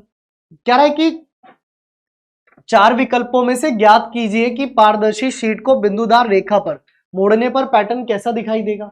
तो जब आप इसे मोड़ेंगे तो ये इस तरीके से आ जाएगी, यानी कि ये ऐसे आ जाएगी, ये ऐसे आ जाएगी, ये ऐसे आ जाएगी। ये आकृति दिख रही है देखो, आकृति संख्या 4 में, और 4 जो है वो ऑप्शन नंबर सी में है ना, और कहीं नहीं दिख रही। यहां पर ये लाइनें उल्टी हो गई हैं, इसलिए ये नहीं होगा। आकृति संख्या 4 यानी कि ऑप्शन नंबर सी उसका आंसर था। अगला क्वेश्चन है, क्या रहा है, चर्च को लिख दीजिए इस तरीके से, CHRUCH SXIF SX।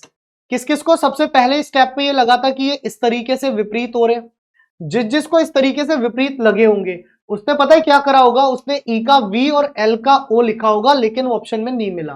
ठीक है, तो हो तो ये विपरीत ही रहे हैं, लेकिन जो तरीका आपने सोचा उस तरीके से नहीं हो रहे। एक्चुअल में ये विपरीत हो रहे हैं 2-2 के पेयर में, CXHS RIUF HS और CX। तो अब यहां पर जो पूछ रहा है वो पूछ रहा है टेम्पल का, यहां पर पूछ रहा है टेम्पल का। तो EVTG है ना, PK और MN और EVLO, यानी कि VGK NVO, VGK NVO इसका आंसर होगा। ऑप्शन नंबर ए इसका आंसर होगा। क्या होगा, ऑप्शन नंबर ए जो है वो इसका आंसर बनेगा। ठीक है, NVO। यही गड़बड़ एग्जाम में हो जाती है, ध्यान दिया करो। अगला क्वेश्चन, निम्नलिखित आकृति में कितने त्रिभुज हैं। हम जानते हैं कि अगर आकृति कुछ इस तरह से दिखाई देती है और इसमें हम नंबरिंग कर दें 1 2 3 4, तो 4 दूनी 8, तो त्रिभुज यहां हो गए। बेटा इस 8 का मतलब ये है कि इसमें मैंने ये वाला भी जोड़ लिया है, क्योंकि तुम्हारे मन में बाद में भावना आएगी गुरुजी ये नहीं गिना तुमने, पहले ही बता दिया इसलिए मैंने, तुम्हारी भावनाओं को यहीं पर दबा लेना। ठीक है, इसमें मैंने ये वाला भी जोड़ दिया है, इसमें मैंने ये वाला भी जोड़ दिया है, और इसमें मैंने ये वाला भी जोड़ दिया है, ये तभी 8 हो रहे हैं, है ना। अब हुआ क्या, इसमें एक लाइन ये ऐड करी तो इसकी वजह से 2 एक्स्ट्रा ये बने, और एक लाइन ऐड करी तो इसकी वजह से 2 एक्स्ट्रा ये बने।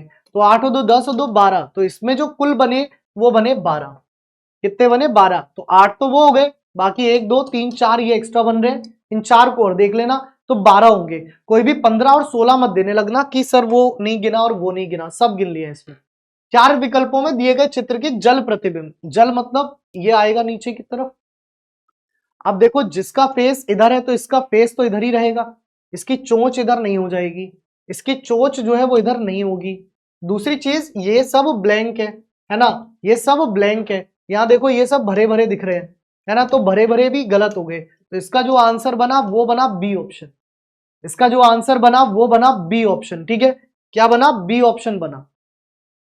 अगला क्वेश्चन देखो, एक कोड भाषा में कस्टम, CUSTOM कस्टम, कस्टम को लिख दीजिए PQUTWF। ठीक है, और आपसे पूछ रहा है कि आप जो है वो सीक्रेट को कैसे लिखेंगे, आप जो है वो सीक्रेट को कैसे लिखेंगे, सीक्रेट का कोड पूछ रहा है। अब यहां देखिए, अगर क्रॉस में देखोगे तो +3, फिर +2, फिर +1। ठीक है, फिर ये सेम रहा,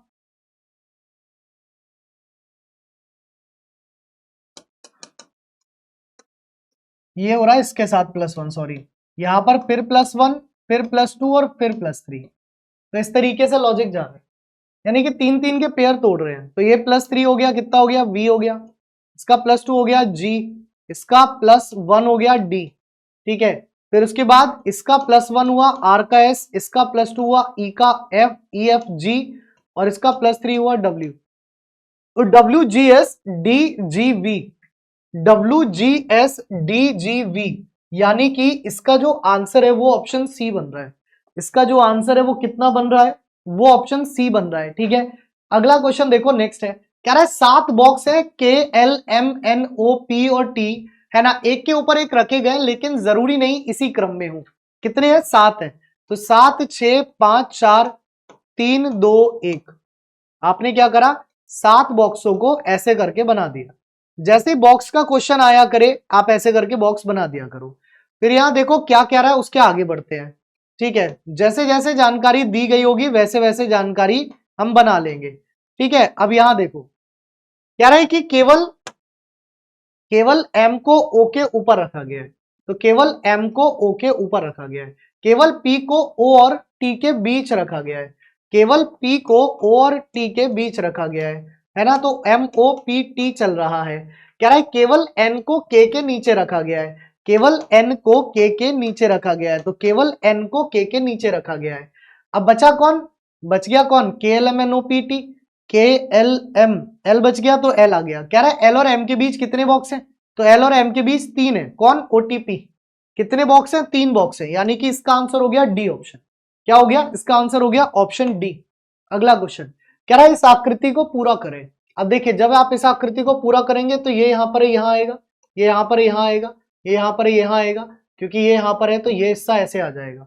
अब आप देखिए यहां पर ये ऐसे आ रहा है, गलत है, यहां पर ये ऐसे आ रहा है, ये भी गलत है, अब यहां पर ये आ रहा है तो ये भी गलत है। मतलब इसका जो सीधा सीधा आंसर हो गया वो सी ऑप्शन हो गया। तो सी ऑप्शन हो गया इसका परम सत्य आंसर। क्लियर है? चलिए अगला क्वेश्चन देखिए, कह रहा है यह प्रश्न जो है निम्नलिखित शब्दों पर आधारित है। शब्द है वॉर, पिन एंड प्यू, ये शब्द है आपके। कह रहा है प्रत्येक शब्द में प्रत्येक अक्षर को, प्रत्येक शब्द में प्रत्येक अक्षर को मतलब हर एक अक्षर को अंग्रेजी वर्णमाला क्रम के अगले अक्षर से बदल दिया जाए। तो यानी कि W का X हो गया, A का B, R का S, P का Q, I का J, N का O, A का B, N का O, D का E, F का G, E का F और W का X। ठीक है, तो इस प्रकार बनने वाले कितने शब्दों में कोई स्वर नहीं होगा? एक तो इस शब्द में कोई स्वर नहीं है, इसमें तो 2 है, इसमें भी है और इसमें भी कोई स्वर नहीं है, यानी कि यहां 2 शब्द ऐसे बने जिनमें कोई स्वर नहीं है। तो इसका जो आंसर बना वो सी ऑप्शन बना, इसका जो आंसर बना वो बना ऑप्शन सी। अगला क्वेश्चन देखो, नेक्स्ट है, कह रहा है इस सीरीज में अगले पर कौन आएगा? यहां देखो ये यहां पर था, फिर यहां आया, फिर यहां आया, फिर यहां आया। अब किसे ये वाला हिस्सा डार्क होगा? ये वाला हिस्सा डार्क मिल रहा है किसमें? ऑप्शन सी में। तो इसका आंसर हो जाएगा 34वें क्वेश्चन का ऑप्शन सी। क्लियर? चलिए बहुत बढ़िया। अगला क्वेश्चन यहां देखो, यहां क्या कह रहा है? कह रहा है कि आपको एक वो दिया है, ये क्या कहते हैं, मिसिंग कैरेक्टर नंबर वाला क्वेश्चन है। अगर हम यहाँ 9 चौक 36 कर दें, क्या कर दें बेटा? 9 चौक 36, 36 पर स्क्वायर रूट लगा दीजिए, 6 हो रहा है। यहाँ पर 16 गुणा 9 कर दीजिए 144, 144 पर स्क्वायर रूट लगा दीजिए 12 हो गया। यहाँ पर 16 गुणा x बराबर 20, अब 20 पर क्योंकि स्क्वायर रूट लगा रहे थे तो अब यहाँ स्क्वायर कर दो, तो 16 गुणा x बराबर 400, तो x की वैल्यू हो गई 400 बटे 16, 400 बटे 16 मतलब 25, तो x की वैल्यू कितनी आ गई 25 आ गई। तो यहाँ पर आंसर कितना हो गया 25 हो गया, मतलब कि ऑप्शन सी इसका परम सत्य आंसर हो गया। ठीक है, अगला क्वेश्चन देखो नेक्स्ट है आजकल, ये क्वेश्चन है आजकल, ठीक है, जकल नहीं है आजकल, ठीक है, ये है आजकल, रह गया इसमें, कह रहा है आजकल कई राज्य, क्वेश्चन में कह रहा है कि आजकल कई राज्य अंतरराज्य, अंतरराष्ट्रीय नहीं लिखा है, अंतरराज्य मतलब 2 राज्यों की बात हो रही है, अंतरराज्य जल साझा विवाद में उलझे हुए हैं, इनमें से कई विवाद वर्षों से अनसुलझे पड़े हैं, क्या भारत सरकार को सभी जल स्रोतों का राष्ट्रीयकरण करना चाहिए? कह रहा है हाँ, इससे जल का इष्टतम उपयोग हो सकेगा और जो कृषि पर निर्भर है उसमें तेजी से वृद्धि हो सकेगी। बिल्कुल सही बात है, राष्ट्रीयकरण करने के लिए हमारे तत्कालीन पूर्व प्रधानमंत्री अटल बिहारी वाजपेयी जी ने बहुत कोशिशें की, उन्होंने ये भी कहा कि जिस तरीके से भारत में बाढ़ आती है उसको रोका जा सकता है, सूखा पड़ता है उससे निपटा जा सकता है अगर हम सारी नदियों को कैनाल की मदद से जोड़ दें, पर वो आज तक ठंडे बस्ते में पड़ी है फाइल। कह रहा हाँ, ये अनेक अंतरराज्य समस्याओं का एकमात्र समाधान नहीं है, ये गलत है, केवल दूसरा होगा भाई, तो only argument 2 is strong, B option बनेगा। कह रहा है यदि अंग्रेजी वर्णमाला के अक्षरों को विपरीत क्रम में लिखा जाए तो एन के दाईं ओर, विपरीत क्रम में लिखने पर एन की वैल्यू हो गई 13, एन के दाईं ओर 13 और 8 कितना हो गया 21, तो 21वां अक्षर कौन होगा बताइए? तो अब इधर से बताना है, मतलब z की वैल्यू 1 लेनी है, तो आपको बताना है कि 21वां अक्षर कौन सा है, तो जो 21वां है वो इधर से कौन सा है, छठा है, तो यानी कि A B C D E F, तो एफ हो जाएगा 21वां क्योंकि इधर से छठा होगा एफ, है ना, तो इसका जो आंसर है वो एफ होगा। जिसको समझ ना आए वो भैया ऐसे लिख देना Z Y X W V U T S R Q P O N M L K J I F I H G F, ठीक है, तो एन, एन ये रहा, एन के दाईं ओर 1 2 3 4 5 6 7 8 कौन सा हो रहा है, एफ हो रहा है। ठीक है, अगर ना आवे समझ तो पूरी लिख करके कर लेना, कोई दिक्कत नहीं आ रही अपने को। कह रहा है कि पेटा एक अंतरराष्ट्रीय संगठन है, आज पता नहीं क्या हो गया हाथ में बहुत, पेटा एक अंतरराष्ट्रीय संगठन है जो जानवरों के सताए जाने का विरोध करता है। पेटा के सभी सदस्य जानवरों से प्यार नहीं करते, ये गलत बात है, क्योंकि पेटा में जाता है वो है जिसे जानवरों से प्यार होता है। कह रहा है पेटा के अनुसार जानवरों को केवल भोजन के लिए मारा जा सकता है, नहीं, जानवरों को मारना कानूनन अपराध है। पेटा भाई साहब तुम्हें उठा के ले जाएगा घर से, तो यहां पर दोनों ही पूर्वानुमान सही नहीं है, यानी कि बी ऑप्शन इसका आंसर बनेगा। अगला क्वेश्चन देखिए नेक्स्ट है, कह रहा है टी के विपरीत फलक पर अक्षर ज्ञात करें। अब टी देखो यहां पर कॉमन है, तो कॉमन है तो एक कोई विलुप्त होगा, विलुप्त देखो कौन है, कह रहा पी नहीं दिया तो यही विलुप्त है, क्यू दिया है, एस वो भी दिया है, टी तो दिया ही है, यू तो दिया ही है और बी भी दिया है, तो पी विलुप्त है, तो पी के विपरीत कौन हो गया, टी हो गया, टी के विपरीत पूछा था पी हो गया, मतलब ऑप्शन सी इसका आंसर हो गया।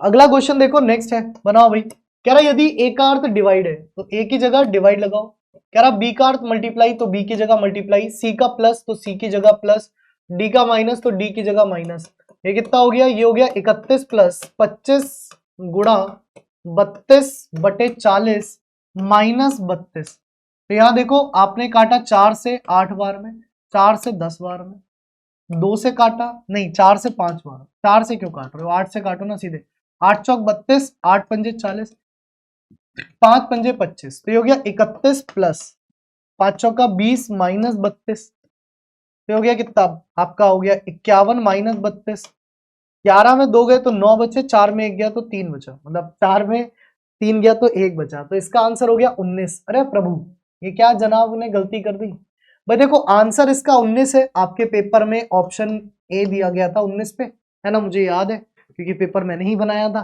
ठीक है, पेपर में बिल्कुल ठीक है, यहाँ टाइपिंग में एरर कर दी इन्होंने, तो 19 होगा इसका आंसर। चलिए अगला क्वेश्चन देखिए नेक्स्ट, अगला क्वेश्चन देखिए नेक्स्ट है आपकी स्क्रीन पर, बनाइए। कह रहा है कि 5 लोग हैं, पी क्यू आर एस और टी एक ही इमारत की 5 अलग अलग मंजिलों पर रहते हैं, लेकिन जरूरी नहीं इसी क्रम में हो। कह रहा है कि क्रम में एक इमारत की सबसे निचली मंजिल पर पहली मंजिल है, उसके ऊपर दूसरी मंजिल है। कितने लोग हैं? 5 लोग हैं। तो 5 4 3 2 1। अब जब भी भैया 5 मंजिला इमारत की बात आए या 6 मंजिला आए तो कम से कम 2 केस जरूर लेकर के साथ साथ चलिएगा, एक केस से कभी क्वेश्चन बनता नहीं है, ठीक है, इसीलिए मैं कह रहा हूं। कह रहा है कि क्यू सबसे शीर्ष मंजिल पर रहता है, यानी कि ये ऑप्शन तो गलत हो गया और ये ऑप्शन भी गलत हो गया। सबसे शीर्ष मंजिल पर रहता है यानी कि क्यू सबसे ऊपर रहता है, और आर एस का बिल्कुल पड़ोसी नहीं, छोड़ दीजिए। कह रहा है पी जो है वो टी और एस के बीच रहता है, टी जो है वो पी के ठीक ऊपर वाली मंजिल पर रहता है। तो टी जो है वो पी के ठीक ऊपर वाली मंजिल पर रहता है और पी जो है वो टी और एस के बीच रहता है। तो इसके 2 केस बन सकते हैं, एक ये वाला एक ये वाला। बचा आर, या तो यहां आएगा, बचा आर या तो यहां आएगा। यहां मना किया आर एस बिल्कुल पड़ोसी नहीं है, यानी कि ये गलत, तो ये केस सही है। अब यहां पर देखेंगे 2 पर आर रहता है, नहीं। 3 पर टी रहता है, बिल्कुल रहता है। तो इसका आंसर क्या हो गया? B option. क्या हो गया? बी ऑप्शन इसका आंसर हो गया। जो जहां रहेगा वहां बिठा दिया, आंसर बन गया। अगला क्वेश्चन देखो, नेक्स्ट है। आप देखोगे क्यू से टी +3 है, आर से टी +2 है और एल से एम +1 है। तो यहां देखो, यहां +4 है, गलत है। यहां देखो +3 है, +2 है और पी क्यू +1 है। तो इसका जो आंसर बना वो बना बी ऑप्शन। इसका जो आंसर बना वो बना बी ऑप्शन, ठीक है। तो बी ऑप्शन बिल्कुल सही आंसर होगा। तो अगला क्वेश्चन देखते हैं। अगला क्वेश्चन है रिकॉग्नाइज, RECOGNIZE। इसमें एक अक्षर दिए गए हैं 1 2 3 4 5 6 7 8 9।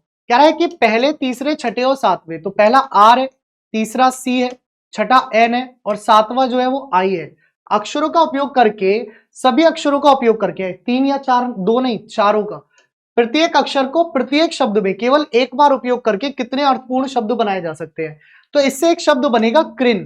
कृन का मतलब होता है अलग करना, तो इससे एक ही शब्द बनेगा कृन। तो यानी कि इसका आंसर होगा बी ऑप्शन। चलिए चलते हैं अगले क्वेश्चन की तरफ। कह रहा है कि एक स्वास्थ्य के प्रति जागरूक व्यक्ति हाल ही में स्थापित पोषण परामर्श सेवा के लिए हॉटलाइन नंबर को याद करने की कोशिश कर रहा है। उसे निम्नलिखित बिंदु याद है कि फोन नंबर 987 से शुरू होगा, फोन नंबर 987 से शुरू होगा, फोन नंबर 652 पर समाप्त होगा, फोन नंबर 652 पर समाप्त होगा। चौथा अंक या तो 2 है या 4 है या 6 है और अंकों को दोहराया नहीं गया है, तो 6 और 2 दोहराए जा चुके हैं, तो ये होगा 4। कह रहा है पांचवा अंक अंतिम और चौथे अंक का गुणनफल है, तो चौथा अंक 2 है और ये 5 4 है, 4 दूनी 8, तो हो गया 98748। 98748, तो 98748 यहीं पर दिया गया है, तो इसका आंसर हो गया डी ऑप्शन। क्या हो गया? डी ऑप्शन इसका आंसर बन गया। अगला, क्या सभी स्तरों पर शिक्षा क्षेत्रीय भाषा में मुहैया कराई जानी चाहिए? बहुत दिक्कत हो जाएगी जीवन में, है ना। हाँ, चीन और जापान की शैक्षिक पद्धति स्थानीय भाषा में, गलत। चीन और जापान से हमें क्या लेना देना? कह रहा नहीं, यह रोजगार के अवसर कम कर सकता है, बिल्कुल सही बात है। जब भारत अपनी अर्थव्यवस्था का उदारीकरण मतलब ग्लोबलाइजेशन कर रहा होगा और हमारी आर्थिक गतिविधियों में विदेशी उद्यमी, जिसे फॉरेन इन्वेस्टमेंट होता है, हमारे यहाँ भारत का एक बड़ा योगदान अपेक्षित हो, तो वे संभवतः विदेशी भाषा जानने वाले कर्मचारियों का चयन करना पसंद करेंगे, इंग्लिश को प्रेफरेंस देंगे। तो यहाँ पर दूसरा वाला स्ट्रॉन्ग है। भाई देखो, एक बात बताओ, मुझे केवल हिंदी आती है, मुझे केवल मराठी आती है, मेरे को केवल बंगाली आती है।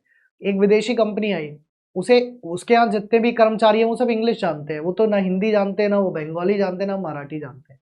तो 2 कैंडिडेट थे, एक मैं था, एक मेरा दोस्त था, उसे इंग्लिश आती थी फर्राटेदार। तो तुम बताओ किसे नौकरी दोगे? इंग्लिश वाले को दोगे ना, तो मुझे क्यों दोगे? तो यहाँ ए ऑप्शन बिल्कुल सही आंसर इसका बनेगा। अगला क्वेश्चन है, कह रहा है नीचे दिए गए प्रश्न का उत्तर देने के लिए निम्नलिखित जानकारी को ध्यान से पढ़ें। एक वीसी फर्म, कह रहा है एक वीसी फर्म एक रियलिटी टीवी शो के माध्यम से एक नई कंपनी में पैसा निवेश करने की योजना बना रही है। संस्थापक निम्नलिखित शर्तें पूरी करता हो तो उसकी उम्र 35 वर्ष से अधिक ना हो, उसने 60% अंकों के साथ स्नातक की डिग्री हासिल की हो, उसने प्रबंधन में श्रेणी ए संस्थान से स्नातकोत्तर डिग्री हासिल की हो, ई कॉमर्स में उसके पास स्टार्टअप हो और उसके पास 5 वर्ष का प्रबंधीय अनुभव हो। यदि कोई उम्मीदवार उपरोक्त मापदंडों को पूरा करता है, सिवाय, है ना, किसके? पहली कंडीशन के, तो उसके पास 7 वर्ष का प्रबंधीय अनुभव है, तो मामले को निदेशक मंडल को भेजा जा सकता है। अगर डी कंडीशन को पूरा नहीं करता लेकिन अपने 5 करोड़ लगाने को तैयार है, मतलब अपना पैसा भी लगाने को तैयार है, तो बोर्ड के अध्यक्ष के पास भेजा जा सकता है। अब कंडीशन देखते हैं और टिक करते हैं। कह रहा है आईसेल के संस्थापक का ब्यौरा दिया गया है, आपको तय करना है कि स्टार्टअप को निधि मिलेगी या नहीं। प्रपिन 1995-85 में पैदा हुए, 85 2017, 2017 से 1985 घटा दो, 7 में 5 गए 2 बचे, 11 में 8 गए 3 बचे, तो 32 साल के हुए, 35 से कम है, यानी कि ये कंडीशन बिल्कुल ठीक हो गई, ये कंडीशन बिल्कुल सही है। कह रहा है कि और उसने कंप्यूटर विज्ञान में इंजीनियरिंग की है, यानी कि स्नातक में 85% हासिल है, और उसने श्रेणी ए संस्थान से एमबीए भी किया है। तो दो कंडीशन पूरी हो गई, स्नातक की और एमबीए की। तो प्रबंधन में ये भी ठीक है और स्नातक भी ठीक है। अब डी और ई देखते हैं कि ई कॉमर्स में और उसके पास एक्सपीरियंस है या नहीं है। उसने 2010 से 2016 तक एक प्रतिष्ठित कंपनी में उत्पाद प्रबंधक के रूप में काम किया, यानी कि 6 साल का एक्सपीरियंस है, तो वो कंडीशन भी ठीक है। और प्रेरित होकर उसने अपनी ई कॉमर्स कंपनी शुरू करी, तो ये भी ठीक है, यानी कि उसके पास ये दोनों कंडीशन भी फॉलो हो रही हैं। और जब उसकी पांचों कंडीशन फॉलो हो रही हैं, पांचों उंगलियां उसकी घी में है, उसको फंड मिल जाएगा, है ना। आईसेल शुड बी फंडेड, यानी कि इसका आंसर होगा सी ऑप्शन। 47वां क्वेश्चन भी सेम कंडीशंस पर आधारित था, है ना, इसमें भी कुछ अलग नहीं था। कह रहा है कि निम्नलिखित स्टार्टअप प्रकाश लैब्स के संस्थापक का ब्यौरा दिया गया है। कह रहा है कि 1989, तो 2017 में से अगर आप 1989 माइनस कर दीजिए, 17 में 9 गए तो 8 बचे, और 10 में 8 गए तो 2 बचे, 28 साल का है, तो उम्र ठीक है ना। भारतीय प्रौद्योगिकी संस्थान आईआईटी से मद्रास से विशिष्टता कंप्यूटर साइंस इंजीनियरिंग में स्नातक की डिग्री प्राप्त की। अब याद रखिएगा, यहाँ विशिष्टता शब्द जब दे देता है, यानी कि डिस्टिंक्शन दे देता है, इसका मतलब होता है 75 प्लस मार्क्स उसके थे, 75% से ज्यादा थे, तो 60% से ज्यादा हो गए 75%, और ये भी उसके पास है, दोनों कंडीशन ठीक है। उसने ग्रेड ए संस्थान से एमबीए किया है और 5 वर्षों के लिए एक प्रतिष्ठित कंपनी में काम किया है। वह शिक्षा में बदलाव लाने की प्रतिबद्धता के साथ उन्होंने प्रकाश लैब शुरू किया, जो कि एक ई कॉमर्स स्टार्टअप है, यानी कि भाई इसकी भी सारी कंडीशन पूरी हो रही है, सी डी ई सब पूरा हो रहा है भाई, इसका हर एक कंडीशन पूरी हो रही है। और जब इसकी भी सारी कंडीशन पूरी हो रही है, तो इसको भी लैब को पैसा दे दो, तो इसका जो आंसर होगा वो भी बी ऑप्शन बनेगा। सबसे पहला क्वेश्चन हमारा यही पूछा गया था आपके मॉक टेस्ट में, तामसिक का विलोम क्या होता है। तामसिक भोजन होता है जो उल्टा सीधा भोजन होता है, और एक होता है सात्विक भोजन, हम कह सकते हैं बिल्कुल वेज भोजन। अतिथि का पर्यायवाची शब्द क्या माना जाता है। दिए गए विकल्पों में से अतिथि का पर्यायवाची मेरे भाई क्या होता है। मदन तो नहीं होता है मेरे भाई, अभ्यागत तो हम कह सकते हैं बिल्कुल, तो क्या हो जाएगा, अभ्यागत माना जाएगा। तीसरे प्रश्न पर आते हैं, जो रहीमन गति दीप की कुल कपूत गति सोए, बारे उजियारो करे बड़े अंधेरो हुए। इन पंक्तियों में अलंकार बताना है मेरे दोस्त। इन पंक्तियों में तो जब एक शब्द के एक से ज्यादा अर्थ निकले, तो बड़े और वारे और दीप इनके अलग अलग अर्थ होते हैं। सो ये मेरे भाई क्या होता है, श्लेष अलंकार होता है। वर्षा के अभाव के लिए एक शब्द क्या लिखोगे आप। वर्षा के अभाव के लिए एक शब्द क्या लिखोगे। जहां पर वर्षा का अभाव है, वर्षा नहीं होती है। अतिवृष्टि मतलब होता है बहुत ज्यादा बारिश, तो इसे कह सकते हैं अनावृष्टि। क्या कह सकते हैं, अनावृष्टि। मेरे हाथ में कलम है, मैं कौन सा कारक है। मेरे हाथ में कलम है, मैं कौन सा कारक माना जाता है। इस प्रश्न का उत्तर कीजिएगा। तो मेरे भाई मेरे हाथ में कलम है, अधिकरण मैं पर होता है, तो सी ऑप्शन हो जाएगा। अधिकरण मैं पर, सी ऑप्शन बिल्कुल सही हो जाएगा। महोज का संधि विच्छेद क्या हो सकता है। दिए गए विकल्पों में से महोज की संधि विच्छेद की बात करें, तो यहाँ पर माँ आधा है, गलत है। आउज तो नहीं होगा मेरे भाई, मह प्लस औज नहीं, मह प्लस औज हो जाएगा, ओज महोज हो जाएगा। ये ऑप्शन वृद्धि संधि। राग दरबारी किसकी प्रसिद्ध व्यंग रचना है। राग दरबारी कुल मिला के आपको रचना बतानी है, किसकी मानी जाती है। तो राग दरबारी लाला श्रीनिवास का है ना, श्री लाल शुक्ल। लाला श्रीनिवास परीक्षा गुरु होते हैं, श्री लाल शुक्ल होता है राग दरबारी। परीक्षा गुरु लाला श्रीनिवास, याद रखना। अगला प्रश्न, आश्चर्य किस रस का स्थायी भाव होता है। आश्चर्य हास्य का हास होता है, शांत का निर्वेद होता है, अद्भुत का आश्चर्य होता है, विस्मय होता है, अचरज होता है, भयानक का भय माना जाता है। 9वें प्रश्न पर आते हैं, पुरस्कार शब्द में कौन सी संधि है। दिए गए विकल्पों में से पुरस्कार शब्द में कौन सी संधि मानी जाती है। तो मेरे भाई पुरहा प्लस कार पुरस्कार विसर्ग संधि होती है। पुरहा प्लस कार पुरस्कार विसर्ग संधि को यह दर्शाता है। 10वें, नाक का वाल होना मुहावरे का सही अर्थ क्या है? मेरे दोस्त, मैं तो ये कहूंगा कि यूपी पुलिस का पेपर आने वाला है, हिंदी की बुक मंगा लेना, 2 दिन में आपको मिल जाएगी। मेरे भाई, मेरी बुक लॉन्च हो रही है, तुरंत ले लेना, उसमें से डायरेक्ट प्रश्न फंसेंगे। मैं तो बस इतना कहता हूं, अपनी किताबों को मिला लेना। अधिक प्रिय होना, अधिक प्रिय होना, नाक का बाल होना मेरे भाई, इसे कहते हैं अधिक प्रिय होना। अगला प्रश्न आते हैं, अंश और अंश, इनके अर्थ क्या है? मैं कह रहा हूं, जो आपकी सबसे बेस्ट बुक है उस बुक को बाजार की और मेरी बुक को मिला लेना। 5 साल से एक एक पॉइंट मोतियों की तरह चुन के रखा है। जैसे हंस, दूध मिले पानी मिले दूध में से केवल दूध चुकता है, पानी छोड़ देता है, उसी प्रकार मैंने किया है, वही चीजें रखी हैं। कुछ नहीं चला जाएगा 100-150 रुपए में। तुम ये कहोगे ऐसी तो किताब ही नहीं है। सीधे प्रश्न आएंगे, किस किताब में तुम्हें बाद, प्रवर्तक, गुरु, शिष्य सब मिलेंगे? चलो मेरे भाई, अंश तो एक होता है अंश और हर, तो ये है अंश। अंश मतलब हिस्सा, हम कहते हैं ना भाग, ऐसे नहीं कहते। तो इस अंश का मतलब हिस्सा और भाग होता है, 2 ऑप्शन। और इस अंश का मतलब कंधा होता है, डी ऑप्शन। अगला प्रश्न, लंबोदर में कौन सा समास माना जाता है? लंबा है उदर जिसका, अर्थात भगवान श्री गणेश। लंबा है उदर जिसका, अर्थात भगवान श्री गणेश। और श्री गणेश की बात करी जाए तो बहुब्रीहि समास हो जाएगा। छंद शास्त्र के प्रणेता कौन माने जाते हैं? दिए गए विकल्पों में से छंद शास्त्र के प्रणेता कौन माने जाते हैं? बोलो जी। छंद शास्त्र के प्रणेता कौन माने जाते हैं? तो हमारे कह सकते हैं पिंगल। पिंगलाचार्य एक ऋषि थे, उन्हीं के नाम पर छंद शास्त्र को पिंगल शास्त्र के नाम से भी जाना जाता है। अगला प्रश्न, निम्नलिखित में से कौन सा शब्द तद्भव है?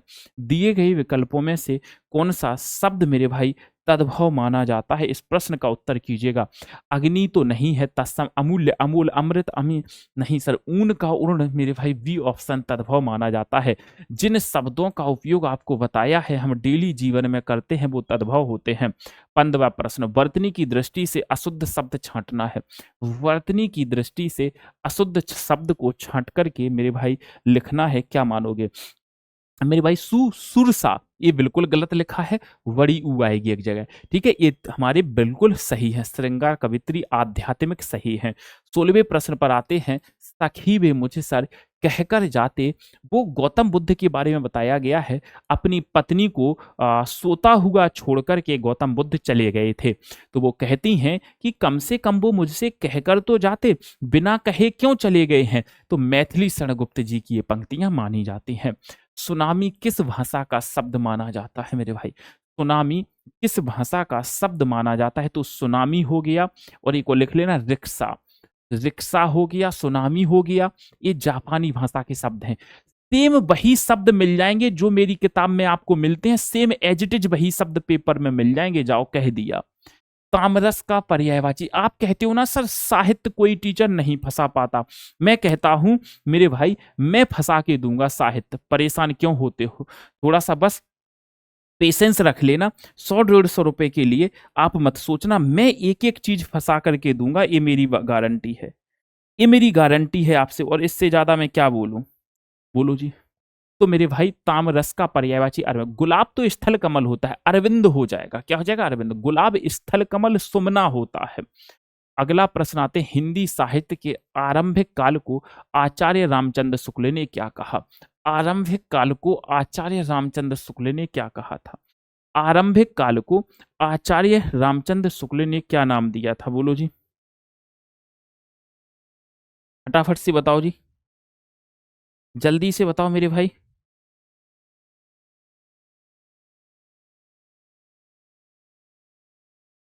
क्या देंगे?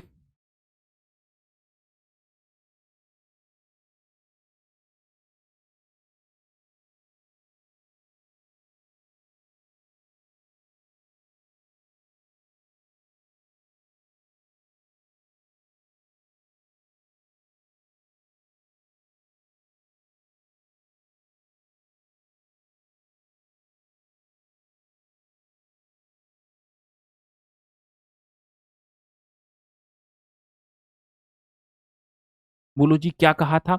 तो आचार्य राम जी, राम भगवान क्या थे? बहुत बड़े वीर थे, वीर गाथा काल कहा है। अक्ल के घोड़े दौड़ाना मुहावरे का क्या अर्थ है? अक्ल के घोड़े दौड़ाना मुहावरे का क्या अर्थ माना जाता है? इस प्रश्न का उत्तर कीजिएगा मेरे भाई। अक्ल के घोड़े दौड़ाना मेरे भाई केवल मन ही मन सोचते रहना, कोरी कल्पना में रहना, बस सोचते रहना। अगला प्रश्न आते हैं, जो आंखों के सामने हो उसके लिए एक शब्द क्या होगा? जो आंखों के सामने हो मतलब हमारी जो आंखों के सामने है उसे हम प्रत्यक्ष कह सकते हैं। परोक्ष मतलब होता है आड़ में, किसी भी चीज की आड़ में होता है। अगला चलते हैं 22वां प्रश्न, संरक्षक का स्त्रीलिंग क्या हो सकता है? दिए गए विकल्पों में से संरक्षक का, जैसे अध्यापक का अध्यापिका, संरक्षक का संरक्षिका, इका जोड़ दिया जाता है। अगला प्रश्न चलते हैं, राम, श्याम, मोहन और हरि खिल रहे हैं, किस चिन्ह का प्रयोग किया गया है? इस वाक्य में किस चिन्ह का प्रयोग किया गया है? देखो भैया, पहले तो ये है अल्प विराम और ये है पूर्ण विराम। तो अल्प विराम और पूर्ण विराम ऑप्शन में है नहीं। उपविराम ऐसे होता है। निर्देशक पता है मेरे भाई कैसे होता है? तुलसीदास द्वारा रचित रामचरितमानस की भाषा क्या है? तुलसीदास जी द्वारा रचित रामचरितमानस की भाषा क्या मानी जाती है? तो देखो, कहा जाता है कि जो बोलियां हैं, बोलियों में साहित्य की रचना नहीं होती है, बोलियों में साहित्य की रचना नहीं होती है। मगर मेरे भाई यहाँ पर बात करते हैं अवधि की, तो ये अपवाद है रामचरितमानस। अगला, हंसना कैसी क्रिया मानी जाती है? हंसना, रोना, सोना हमेशा अकर्मक क्रियाएं मानी जाती हैं। इनकी ट्रिक होती है क्या और किसे। क्या और किसे के माध्यम से आप अकर्मक और सकर्मक क्रिया को पहचान सकते हैं। क्या लिखना, तो आपने कहा पत्र लिखना। क्या खाना, आपने कहा खाना खाना। अगला चलते हैं मेरे भाई, तोड़ती पत्थर कविता के कवि कौन है? तोड़ती पत्थर कविता के कवि कौन माने जाते हैं? बोलो जी। तोड़ती पत्थर कविता के कवि कौन माने जाते हैं? इस प्रश्न का आंसर कीजिएगा, फटाफट से बताओ जी। तोड़ती पत्थर कविता के कवि कौन है? तो ये सबको पता होगा मेरे भाई, निराला जी माने जाते हैं। सूर्यकांत त्रिपाठी निराला जी माने जाते हैं। अगला प्रश्न, विसंगति शब्द के लिए सही अंग्रेजी क्या होगा?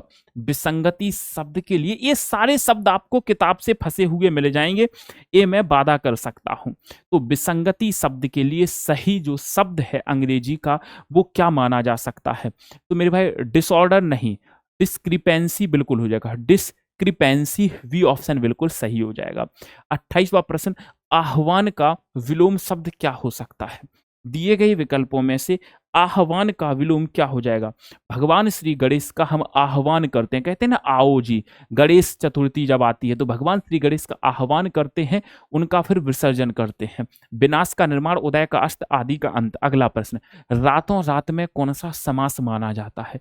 जब एक ही शब्द बार बार रिपीट होता है तो वहां पर क्या होता है मेरे भाई?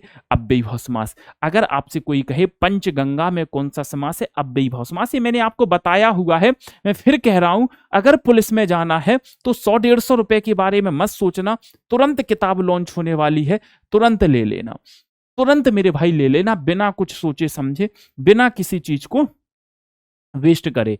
कबीरदास जी की किस रचना में दोहों का संग्रह है? तो कबीरदास जी की रचना साखी में दोहों का संग्रह है, सबद में गीय पदों का संग्रह है। सबद में क्या है मेरे भाई? गीय पदों का संग्रह माना जाता है। और रमैनी में क्या है मेरे भाई? रमैनी में यहाँ पर कबीरपंथी सिद्धांत रखे गए हैं। कबीरपंथी सिद्धांतों की बात हुई है, छंदों की भी बात हुई है यहाँ पर, इसकी छंदों की भी यहाँ पर बात होती है। अगला प्रश्न आते हैं 31, सारंग का अनेकार्थी शब्द नहीं माना जाता है। सारंग के बहुत सारे अनेकार्थी शब्द होते हैं, कौन सा सारंग का अनेकार्थी नहीं माना जाता है? बोलो जी। तो सारंग के अनेकार्थी की बात करें तो कोयल होता है, मृग होता है, पहाड़ नग का माना जाता है। अगला प्रश्न आते हैं, असंगत शब्द का चयन कीजिएगा, कौन सा माना जाता है? दिए गए विकल्पों में से असंगत शब्द का चयन कीजिएगा। दुग्ध, द्रव्य, जल। देखो मेरे भाई, दुग्ध लिक्विड है, जल लिक्विड है, रस लिक्विड है, और ये तीनों चीजें इसके अंतर आ जाती हैं। तो फिलहाल के लिए ना केवल दूध, जल, लस्सी, जितनी भी लिक्विड चीजें हैं वो सभी इसमें आ सकती हैं, वस्तुएं हैं, जितनी भी वस्तुएं हैं, ना केवल लिक्विड, और भी बहुत सारी चीजें द्रव्य में आ जाएंगी, सारे पदार्थ। चलो जी, इसको पढ़ो। क्या कहा जा रहा है? अनुशासन का अर्थ है नियमों का पालन करना। जीवन में अनुशासन का बहुत महत्व है। विद्यार्थी जीवन में तो अनुशासन और भी आवश्यक है, क्योंकि यही वह समय है जब भविष्य की नींव पड़ती है। अनुशासित व्यक्ति समय का सदुपयोग करता है और अपने लक्ष्यों को प्राप्त करता है। समाज और राष्ट्र की प्रगति के लिए नागरिकों का अनुशासित होना अनिवार्य है। प्रकृति भी हमें अनुशासन सिखाती है, जैसे सूर्य का समय पर निकलना और अस्त होना। अनुशासन का वास्तविक अर्थ क्या माना जाता है? तो नियमों को फॉलो करना। अनुशासन का अर्थ है नियमों का पालन करना। देखो वही मैं कह रहा हूं, नियमों का पालन करना वी ऑप्शन। अगला प्रश्न देखते हैं, विद्यार्थी जीवन में अनुशासन क्यों आवश्यक है? विद्यार्थी जीवन में अनुशासन क्यों आवश्यक है? तो क्यों? क्योंकि फ्यूचर यहाँ डिपेंड करता है। विद्यार्थी जीवन में तो अनुशासन और भी आवश्यक है, क्योंकि यही वह समय जब भविष्य की नींव पड़ती है। बात फ्यूचर की हो रही है, तो भविष्य की नींव पड़ने के कारण विद्यार्थी जीवन में अनुशासन और ज्यादा आवश्यक है। अनुशासित व्यक्ति समय का क्या करता है? अनुशासित व्यक्ति मेरे भाई समय का क्या करता है? तो इस प्रश्न का आप आंसर तुरंत दे देंगे। अनुशासित जो व्यक्ति होता है वो समय का सदुपयोग करता है, अच्छा उपयोग करता है। अगला प्रश्न, प्रकृति हमें अनुशासन कैसे सिखाती है? प्रकृति हमें अनुशासन कैसे सिखाती है? तो प्रकृति हमें अनुशासन सिखा रही थी। प्रकृति भी हमें अनुशासन, जैसे सूर्य का समय पर निकलना, सूर्य का समय पर निकलना, तो सूर्य के समय पर उदय और अस्त होने की जो प्रोसेस है। अगला, गद्यांश का सर्वाधिक उपयुक्त शीर्षक क्या है? गद्यांश का सर्वाधिक उपयुक्त शीर्षक, मेरे दोस्त सब लोग 3000 कॉपियां छप रही हैं बुक की, तुरंत ऑर्डर कर लेना, तुरंत निकल जाएंगी। विद्यार्थी, मैं कह रहा हूं ना, पूरे मार्केट की जो सबसे अच्छी बुक हो बस उससे मैच कर लेना। विद्यार्थी और शिक्षक, समय का मूल्य, प्रकृति की सीख, अनुशासन का महत्व। अनुशासन का महत्व यहां पर बात बताई जा रही है। मेरे दोस्त, इस तरह से आपको आज के इस पेपर को सॉल्व करना था। आज के इस टेस्ट को हम यहीं पर विराम देते हैं। आपसे मुलाकात होगी हिंदी स्पेशल की क्लास में। मैं रोज शाम 7 बजे आपकी क्लास लेता हूं। आज के इस इवेंट को यहीं पर विराम देते हैं। धन्यवाद। तो सबसे पहला क्वेश्चन आपसे कह रहा है कि he was the first governor general of India. भैया पहले गवर्नर जनरल कौन थे? देखो, भारत में जो शुरुआत हुई वो हुई 1757 में। कब हुई? 1757 में, जिस समय पर गवर्नर ऑफ बंगाल बनाया गया। और जो पहले गवर्नर ऑफ बंगाल बने थे भैया वो बने थे रॉबर्ट क्लाइव। इसके बाद क्या हुआ? फिर आया 1773। यहां पर गवर्नर ऑफ बंगाल की जगह गवर्नर जनरल ऑफ बंगाल बनाया गया, और ये बनाया गया वॉरेन हेस्टिंग को। वॉरेन हेस्टिंग्स, वॉरेन हेस्टिंग, अब हिंदी में भी यही नाम रहेगा, ठीक है। इसके अलावा फिर आता है 1700 के बाद 1833। 1833 में क्या किया गया? 1833 में गवर्नर जनरल ऑफ बंगाल का नाम बदल के गवर्नर जनरल ऑफ इंडिया बनाया गया, और भारत में केंद्रीकरण आया, सेंट्रलाइजेशन ऑफ पावर, शक्तियों का केंद्रीकरण। इस समय पर जो था वो था विलियम बेंटिक। ये वही विलियम बेंटिक है जिसके साथ मिलकर के राजा राम मोहन रॉय ने सती प्रथा को खत्म करवाया। और इसके बाद हो गई 1857 की क्रांति। तो 1857 की क्रांति के बाद 1858 में फिर पोस्ट आ गई वायसरॉय की। तो जो आखिरी गवर्नर जनरल था वही वायसरॉय बन गया, और जो वायसरॉय बना उसका नाम था लॉर्ड कैनिंग। ये कई बार कंफ्यूजन करता है, तो मैंने आपको बता दिया। पहला गवर्नर जनरल ऑफ बंगाल कौन था? Robert Clive. पहला गवर्नर ऑफ बंगाल था रॉबर्ट क्लाइव। पहला गवर्नर जनरल ऑफ बंगाल था वॉरेन हेस्टिंग। पहला गवर्नर जनरल ऑफ इंडिया था विलियम बेंटिक, और पहला वायसरॉय बना 1858 में भैया। ये था आपका जो है आपका लॉर्ड कैनिंग, ठीक है। तो आंसर पूछा गवर्नर जनरल ऑफ इंडिया, तो विलियम बेंटिक हो जाएगा। ये रहा विलियम बेंटिक, और इसी विलियम बेंटिक के साथ मिलकर के राजा राम मोहन रॉय ने खत्म करवाया सती प्रथा को। तो जो सती प्रथा थी उस सती प्रथा को खत्म कराने में इन दोनों की अहम भूमिका है। अगला क्वेश्चन देखिए, एक पौराणिक कथा के अनुसार किस देवता ने दशाश्वमेध घाट पर किए जाने वाले दशाश्वमेध यज्ञ के दौरान 10 घोड़ों की बलि दी थी? ये ब्रह्मा है, ठीक है। ये ब्रह्मा, लॉर्ड ब्रह्मा, भगवान ब्रह्मा। इतिहासकारों के अनुसार निम्नलिखित में से किसे दिल्ली का पहला सुल्तान माना जाता है? गुलाम वंश का संस्थापक। हालांकि इसको सुल्तान की उपाधि बगदाद के खलीफाओं से नहीं मिली थी। बगदाद के खलीफाओं से जो सुल्तान की उपाधि मिली थी वो इल्तुतमिश को मिली थी, लेकिन इसने भी सुल्तान की उपाधि ग्रहण करी थी। वो था कुतुबुद्दीन ऐबक, और कुतुबुद्दीन ऐबक को ही दिल्ली सल्तनत का संस्थापक माना जाता है। इसी को क्या माना जाता है? दिल्ली सल्तनत का संस्थापक। दिल्ली सल्तनत का संस्थापक इसको माना जाता है मेरे भाई। अलाउद्दीन खिलजी भैया इसके द्वारा तो सिरी फोर्ट बनवाया गया था, इसके द्वारा स्थायी सेना रखी गई थी, सेना को नगद वेतन देता था। कई बार आपसे पूछा जाता है कि स्थायी सेना रखना किसने शुरू किया था, और उसको नगद वेतन देना वो अलाउद्दीन खिलजी के द्वारा ही शुरू किया गया था। नेक्स्ट देखो, ब्रह्म समाज की स्थापना किसने करी थी? तो ये राजा राम मोहन रॉय ही थे। राजा राम मोहन रॉय, भारतीय पुनर्जागरण का जनक कहा जाता है राजा राम मोहन रॉय को। क्या कहा जाता है? भारतीय पुनर्जागरण का जनक। इनके द्वारा आत्मीय सभा की स्थापना करी गई थी और ब्रह्म सभा की स्थापना करी गई थी, और जो ब्रह्म सभा था वही 1830 में ब्रह्म समाज बन गया था। स्वामी दयानंद सरस्वती जी के द्वारा आर्य समाज की स्थापना करी गई थी। आर्य समाज की स्थापना 1875 में करी गई थी। ईश्वर चंद्र विद्यासागर का विडो रिमैरिज में को सपोर्ट करने में बड़ा योगदान रहा है। बाकी तो स्वामी विवेकानंद जी को सब लोग जानते हैं। संस्कृत नाटक नागानंद की रचना हर्षवर्धन के द्वारा की गई है। जो नागानंद है भैया, उसकी रचना हर्षवर्धन ने करी है। भारत के सरकार की संसदीय प्रणाली निम्नलिखित में से किस संसदीय पैटर्न सरकार के पैटर्न पर आधारित है? ब्रिटेन के सरकार पैटर्न पर आधारित है। वहां पर भी 2 हाउस होते हैं, लेकिन वहां पर क्या बोलते हैं? जैसे हमारे यहाँ लोकसभा राज्यसभा बोलते हैं, तो ब्रिटेन में हाउस ऑफ कॉमन और हाउस ऑफ लॉर्ड्स बोलते हैं। वहां पर राजा रानी होता है, हमारे यहाँ प्रेसिडेंट होता है। ठीक है, तो ऐसा होता है। तो ये हो गया ब्रिटेन। 1946 में अंतरिम सरकार में रक्षा मंत्री के रूप में कौन थे? बलदेव सिंह थे, है ना। वल्लभ भाई पटेल क्या थे? ये तो होम मिनिस्ट्री थे, है ना। गृह मंत्री कह लो या फिर होम मिनिस्ट्री किसके पास थी?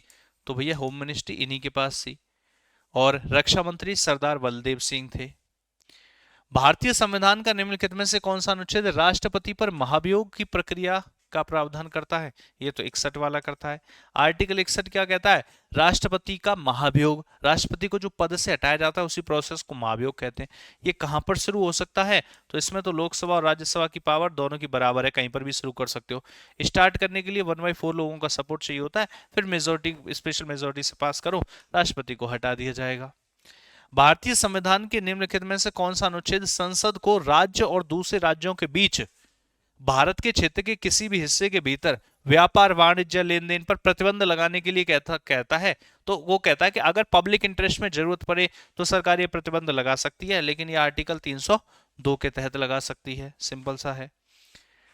भारतीय प्रशासनिक सेवा और भारतीय पुलिस सेवा को संसद द्वारा बनाई गई सेवाएं माना जाता है। अच्छा, कौन से आर्टिकल के तहत बनाई गई हैं? देखिए, 2 तरीके की सेवाएं होती हैं। जैसे एक मतलब नेशनल लेवल की बात कर रहे हैं हम, जो केंद्र सरकार करवाती है। एक होती है सेंट्रल सर्विसेज, मतलब जिसमें केंद्र सरकार ने अपॉइंट किया और आप केंद्र सरकार को ही अपनी सर्विस दो। जैसे इंडियन रेलवे सर्विसेज है, IRS है, तो रेलवे में काम कर रहे हो तो भारतीय रेल, तो अपॉइंट भी केंद्र ने किया, आप सर्विस भी केंद्र को ही दे रहे हो। लेकिन जैसे IAS है, तो आपको अपॉइंट केंद्र सरकार ने किया। आप अगर मान लो किसी डिस्ट्रिक्ट के DM बनते हो, लेकिन आप किसी डिस्ट्रिक्ट को संभालो, इसका मतलब सर्विस राज्य को दे रहे हो। तो जब आपको केंद्र ने अपॉइंट किया हो और राज्य को आप सर्विस दे रहे हो, उसी को ऑल इंडिया सर्विस कहते हैं। और all India service article number 312 के तहत बनाई जाती है। आर्टिकल 312 के तहत राज्यसभा एक रेजोल्यूशन यानी प्रस्ताव पारित करती है, और फिर ये पावर संसद को दी जाती है। नेक्स्ट, निम्नलिखित में से कौन भारतीय मुख्य भूमि को से होकर गुजरती है? अच्छा, भारतीय मुख्य भूमि से होकर के गुजरती है। ये देखिए, ये क्या है? 0 डिग्री। इसी को क्या बोलते हैं? इक्वेटर, यानी कि भूमध्य रेखा। भू को मध्य से काटने वाली, भू माने पृथ्वी। भाई देखो, ये जो पृथ्वी है इसी को क्या कहा जाता है? इसी को, गोल साफ नहीं बन रहा, इसी को भू कहा जाता है। और इसी के 0 डिग्री, तो भू माने पृथ्वी, तो भू को मध्य से काटती है, तो भू मध्य से गुजरने वाली रेखा भूमध्य रेखा कहलाएगी। इसके अलावा एक रेखा ऊपर से गुजरती है, इसको बोलते हैं 23.5 डिग्री नॉर्थ। इसको क्या बोला जाता है? कर्क रेखा। और 23.5 डिग्री जो साउथ होती है उसको बोलते हैं मकर रेखा। बोलते हैं कि नहीं बोलते मेरे भाई? अब सुनो मेरे भैया, यहां पर अगर हम भारत की बात करें तो भारत की लोकेशन यहां पर है। तो भारत से होकर के कौन सी रेखा गुजरती है? तो भारत से होकर के कौन सी रेखा गुजरती है बता दो। तो इक्वेटर तो गुजरेगी नहीं, ये नीचे रह जाती है। कैप्रिकॉर्न भी नहीं गुजरेगी, तो सेकंड वाली गुजरेगी। सेकंड मतलब ओनली टू का मतलब आंसर नंबर डी सही है। समझ गए कि नहीं? और वो भी भारत के कितने राज्यों से होकर के गुजरती है? 8 राज्यों से होकर के गुजरती है। और वो 8 राज्य कौन कौन से हैं याद करोगे? करवाए हैं मैंने। गरम चीज, बदतमीज। ये क्या बात कर रहे हो सर, बदतमीजी? हाँ, तो बदतमीजी तो होगी ये, गरम अगर चीज खाओगे तो। देखो, ग से क्या बना? गुजरात, आर से बना राजस्थान, म से बना मध्य प्रदेश, ची से बना छत्तीसगढ़, जे से बना झारखंड, ब से बना बंगाल वेस्ट बंगाल, त से बना त्रिपुरा और मी से बना मिजोरम। कई बार ये पूछता है कि नॉर्थ ईस्ट के कौन कौन से राज्य हैं, तो त्रिपुरा और मिजोरम। पूर्व से पश्चिम की तरफ लगाने के लिए कहे तो ऐसे, और पश्चिम से पूर्व की तरफ कहे तो ऐसे। कई बार पूछ भी ले तो आंसर हो गया आपका। अगला देखिए, ब्लैक सॉइल जिसको रेगुर मिट्टी भी बोलते हैं, ये तो भैया कॉटन के लिए ज्यादा फेमस होती है। राइस वगैरह ये सब जलोढ़ मिट्टी में होते हैं कॉटन के लिए। भारत किस देश के साथ अपनी सबसे बड़ी अंतरराष्ट्रीय सीमा साझा करता है? मैंने कई बार बताया है तुम्हें, मैं बचपन से एमबीए करना चाहता था, एमबीए करना चाहता था, तो बचपन और एमबीए इसमें से आपने कैसे कैसे बनाया? सबसे पहले ए से क्या बना? अफगानिस्तान। ए से बना अफगानिस्तान, और अफगानिस्तान के साथ सबसे छोटा बॉर्डर 106 किलोमीटर का साझा किया जाता है। और बी से क्या है? बांग्लादेश, और बांग्लादेश के साथ बांग्लादेश सबसे बड़ा बॉर्डर बोले तो 4096 किलोमीटर का साझा किया जाता है, 4096 किलोमीटर का। सी से चाइना, पी से पाकिस्तान, एन से नेपाल, एम से म्यांमार और बी से भूटान। तो सारा का सारा बॉर्डर याद हो गया। सबसे ज्यादा बांग्लादेश से उससे कम, चाइना से उससे कम, पाकिस्तान से उससे कम, नेपाल से उससे कम, म्यांमार से उससे कम, भूटान से, और सबसे छोटा बॉर्डर अफगानिस्तान के साथ 106 किलोमीटर का। तो सबसे बड़ा बॉर्डर बांग्लादेश के साथ 4096 किलोमीटर का साझा करते हैं। 14वां प्रश्न कह रहा है, निम्नलिखित में से किस फसल की आनुवांशिक रूप से संशोधित किस्म को भारत में उगाने की अनुमति है? आनुवांशिक ग्राउंडनट नहीं, वो करें फिर तो कपास की है, कपास की जो आनुवांशिक रूप से संशोधित फसल को उगा सकते हैं। व्यापार में विज्ञापन की क्या भूमिका होती है? एडवर्टीजमेंट। आपने घर में वो टीवी देख रहे थे, टीवी देखते देखते प्रचार आया, फेयर लवली लगाइए गोरे हो जाइए, तो इससे क्या है, आप तक जानकारी पहुंची और आप उसके प्रति अट्रैक्ट हुए। परफ्यूम लगाया कि भाई साहब 4 लोग अट्रैक्ट कर और तुम्हारी तरफ आकर्षित होते आ रहे, तुमने कहा यही वाला मैं खरीदूंगा। तो ये तो क्या है, एडवर्टीजमेंट, मतलब लोगों तक इंफॉर्मेशन पहुंचाना और कस्टमर्स को अट्रैक्ट करना ताकि वो आपके प्रोडक्ट को परचेज करे, आपके सामान को खरीदे। निम्नलिखित में से किस पंचवर्षीय योजना का उद्देश्य आत्मनिर्भरता प्राप्त करना था? फोर्थ 5 ईयर प्लान का मकसद था आत्मनिर्भरता प्राप्त करना था। फोर्थ 5 ईयर प्लान जो था उसका मकसद था आत्मनिर्भरता प्राप्त करना, जो कि 69 से 74 के बीच वाला था। ठीक है। फर्स्ट 5 ईयर प्लान जो हेरोडोमर मॉडल पर बेस्ड था। सेकंड 5 ईयर प्लान आप एग्रीकल्चर था। फर्स्ट 5 ईयर प्लान का मकसद हेरोडोमर मॉडल। दूसरा था पीसी महालनोबिस मॉडल पर बेस्ड, जो कि हैवी इंडस्ट्रीज पर काम किया गया था।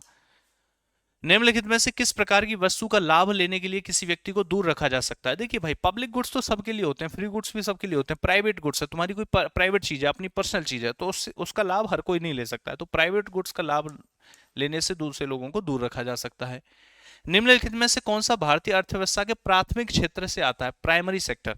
भाई देखो, प्राइमरी सेक्टर की बात करें, जैसे अब सुनो जरा, प्राइमरी सेक्टर में क्या क्या आता है? जैसे कृषि है, पशुपालन है, डेयरी है, ये सब प्राइमरी सेक्टर में आता है। जैसे कंस्ट्रक्शन का काम है, कंस्ट्रक्शन करना है किसी भी चीज का, या किसी भी चीज की मैन्युफैक्चरिंग करनी है, मैन्युफैक्चरिंग, तो वो सब किस में आती है? ये है सेकेंडरी सेक्टर। ठीक है मेरे भाई, और ये कैसा है? प्राइमरी। और तीसरा जो आता है इसको बोलते हैं सर्विस सेक्टर, जिसमें सर्विस दी जाती है, इसको बोलते हैं टर्शरी। जैसे मैं आपको पढ़ा रहा हूं, ये क्या सर्विस सेक्टर है। बैंकिंग है, ये क्या सर्विस सेक्टर है। आपको आइडिया चाहिए था, वो क्या सर्विस सेक्टर है। आपने एक वकील हायर किया केस लड़ने के लिए, वो सर्विस दे रहा है आपको, वो सर्विस सेक्टर है। तो अब सुनो जरा, ब्रॉडकास्टिंग सर्विस सर्विस सेक्टर हो जाएगा। एनिमल हस्बेंड्री, तो एनिमल पशुपालन वगैरह, ये सब यही प्राइमरी सेक्टर का पार्ट है। कंस्ट्रक्शन सेकेंडरी सेक्टर का पार्ट हो जाएगा। तो आंसर क्या हो जाएगा? Animal husbandry. प्रश्न संख्या 19, किस राज्य सरकार ने महर्षि दधिनी कुंड को राज्य पर्यटन केंद्र बनाने की घोषणा की है? तो राज्य पर्यटन केंद्र बनाया जाएगा, सीतापुर डिस्ट्रिक्ट में पड़ता है, जिससे स्पिरिचुअल टूरिज्म को बढ़ावा दिया जाएगा। तो उत्तर प्रदेश में है सीतापुर डिस्ट्रिक्ट, तो यहां पर है। उत्तर प्रदेश के किस शहर को लोहम कंपनी ने भारत की पहली लिथियम ग्रेड रिफाइनरी लॉन्च की? उत्तर प्रदेश के किस शहर में? तो ये ग्रेटर नोएडा में की गई है, और इसकी कैपेसिटी जो होगी वो लगभग 1000 मैट्रिक टन यहां पर लिथियम का उत्पादन किया जाएगा जो बैटरी ग्रेडेड होगा, एनुअली किया जाएगा, जिससे हमारी जो चाइना के ऊपर निर्भरता है वो कम हो सकेगी। ठीक है, तो इस क्वेश्चन का आंसर हो जाएगा ग्रेटर नोएडा। ये हो गए भैया आपके 20 प्रश्न। चलिएगा, क्वेश्चन नंबर 21 हम देखते हैं। क्वेश्चन नंबर 21 है, निम्नलिखित में से उत्तर प्रदेश की किस नगर निगम ने जापानी मियावाकी तकनीक का इस्तेमाल किया है? तो आप याद रखेंगे, जापानी मियावाकी तकनीक का इस्तेमाल हाल ही में प्रयागराज हमारे पास नगर निगम के द्वारा किया गया है। किसके द्वारा? प्रयागराज नगर निगम के द्वारा।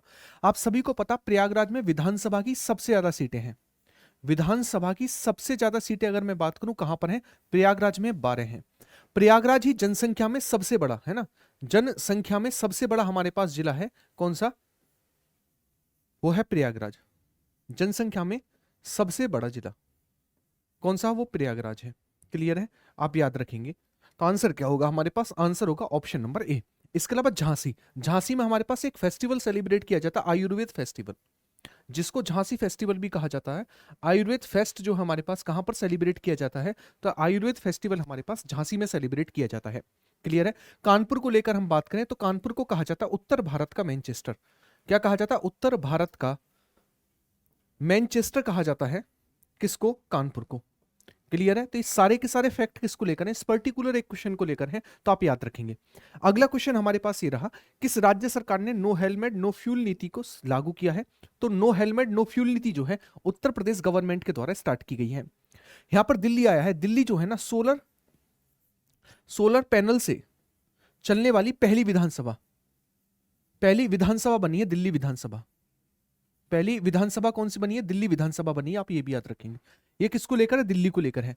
अगर मैं राजस्थान को लेकर बात करूं तो एरिया में सबसे बड़ा स्टेट है। एरिया में सबसे बड़ा स्टेट कौन सा हमारे पास है? सबसे बड़ा स्टेट, तो आपने सबसे बड़ा स्टेट हमारे पास राजस्थान है। कौन सा? राजस्थान सबसे बड़ा स्टेट है हमारे पास। किसमें? एरिया में। तो आंसर क्या होगा? आंसर होगा ऑप्शन नंबर डी। अगला क्वेश्चन, निम्न में से किस नदी को राष्ट्रीय जलमार्ग 1 के द्वारा नियुक्त किया गया? मतलब किससे होकर? राष्ट्रीय जलमार्ग 1A है। अगर मैं बात करूं NW1 यानी नेशनल वाटरवे 1 को लेकर, नेशनल वाटरवे 1 स्टार्ट होता है हमारे पास प्रयागराज से। प्रयागराज से स्टार्ट होता है। और प्रयागराज कहां पर है? प्रयागराज है उत्तर प्रदेश में। और ये एंड होता है कहां पर जाकर? वेस्ट बंगाल। वेस्ट बंगाल के कहां पर? हल्दिया पर जाकर एंड होता है। कहां पर? हल्दिया पर एंड होता है।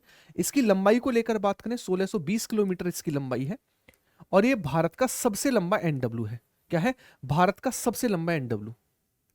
भारत का सबसे लंबा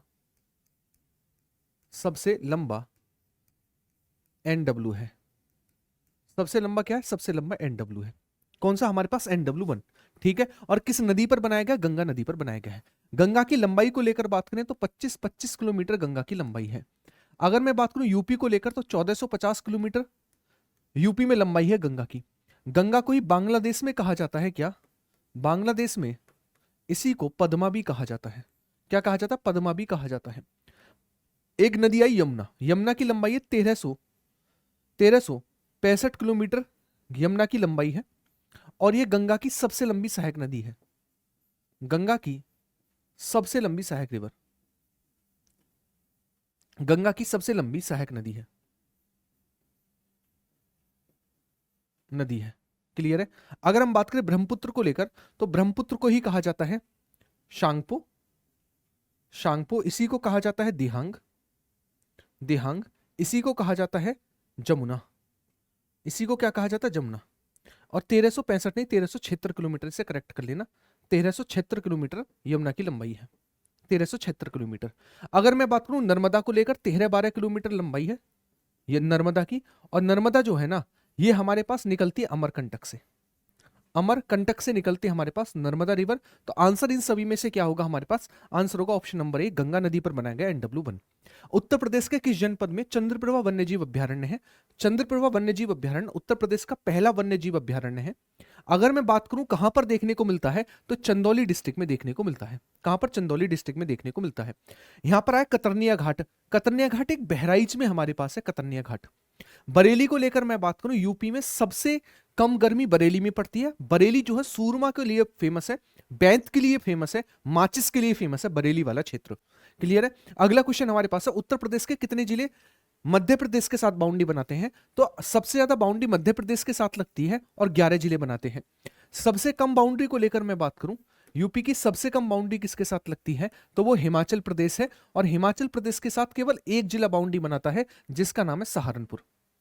क्या नाम है, जिसका नाम है सहारनपुर, केवल एक जिला बाउंड्री बनाता है। तो इस क्वेश्चन का आंसर होगा ऑप्शन नंबर सी। निम्नलिखित में से उत्तर प्रदेश के किस जिले में राजकीय बौद्ध संग्रहालय है। राजकीय बौद्ध संग्रहालय हमें गोरखपुर में देखने को मिलता है। गोरखपुर ही हमारे पास बेडशीट के लिए फेमस है, बेडशीट उत्पादन के लिए गोरखपुर फेमस है।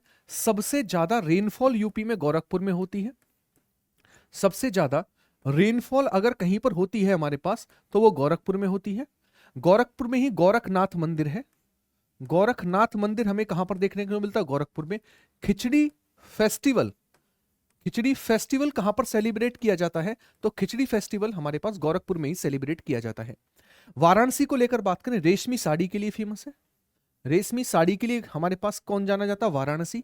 वाराणसी जो है हमारे पास यहाँ पर कछुआ वन्यजीव अभ्यारण्य है। कौन सा, कछुआ वन्यजीव अभ्यारण्य है। यहीं पर एक स्थान है सारनाथ। सारनाथ जो है हमारे पास जहां पर प्रथम उपदेश गौतम बुद्ध के द्वारा दिया गया था, जहां के अशोक स्तंभ से उत्तर प्रदेश का राजकीय चिन्ह, सॉरी भारत का राजकीय चिन्ह लिया गया है। यहीं पर हमें कहां पर, बनारस में ही हमें क्या देखने को मिलता है, बनारस में ही हमें 80 घाट देखने को मिलता है। 80 घाट। यहीं पर हमें मणिकर्णी का घाट भी देखने को मिलता है। इसी बनारस में रानी लक्ष्मीबाई का जन्म भी हुआ था, उन्हीं के नाम पर इसका नाम है मणिकर्णी का घाट। अगर मैं श्रावस्ती को लेकर बात करूं, श्रावस्ती में सबसे ज्यादा उपदेश दिए गए और सबसे ज्यादा वर्षा काल गुजारा गया। आपसे पूछेगा सबसे ज्यादा उपदेश और गौतम बुद्ध के द्वारा सर्वाधिक वर्षा काल कहां पर गुजारे गए, तो सर्वाधिक उपदेश और सर्वाधिक वर्षा काल को लेकर मैं बात करूं तो उत्तर प्रदेश का श्रावस्ती एरिया है।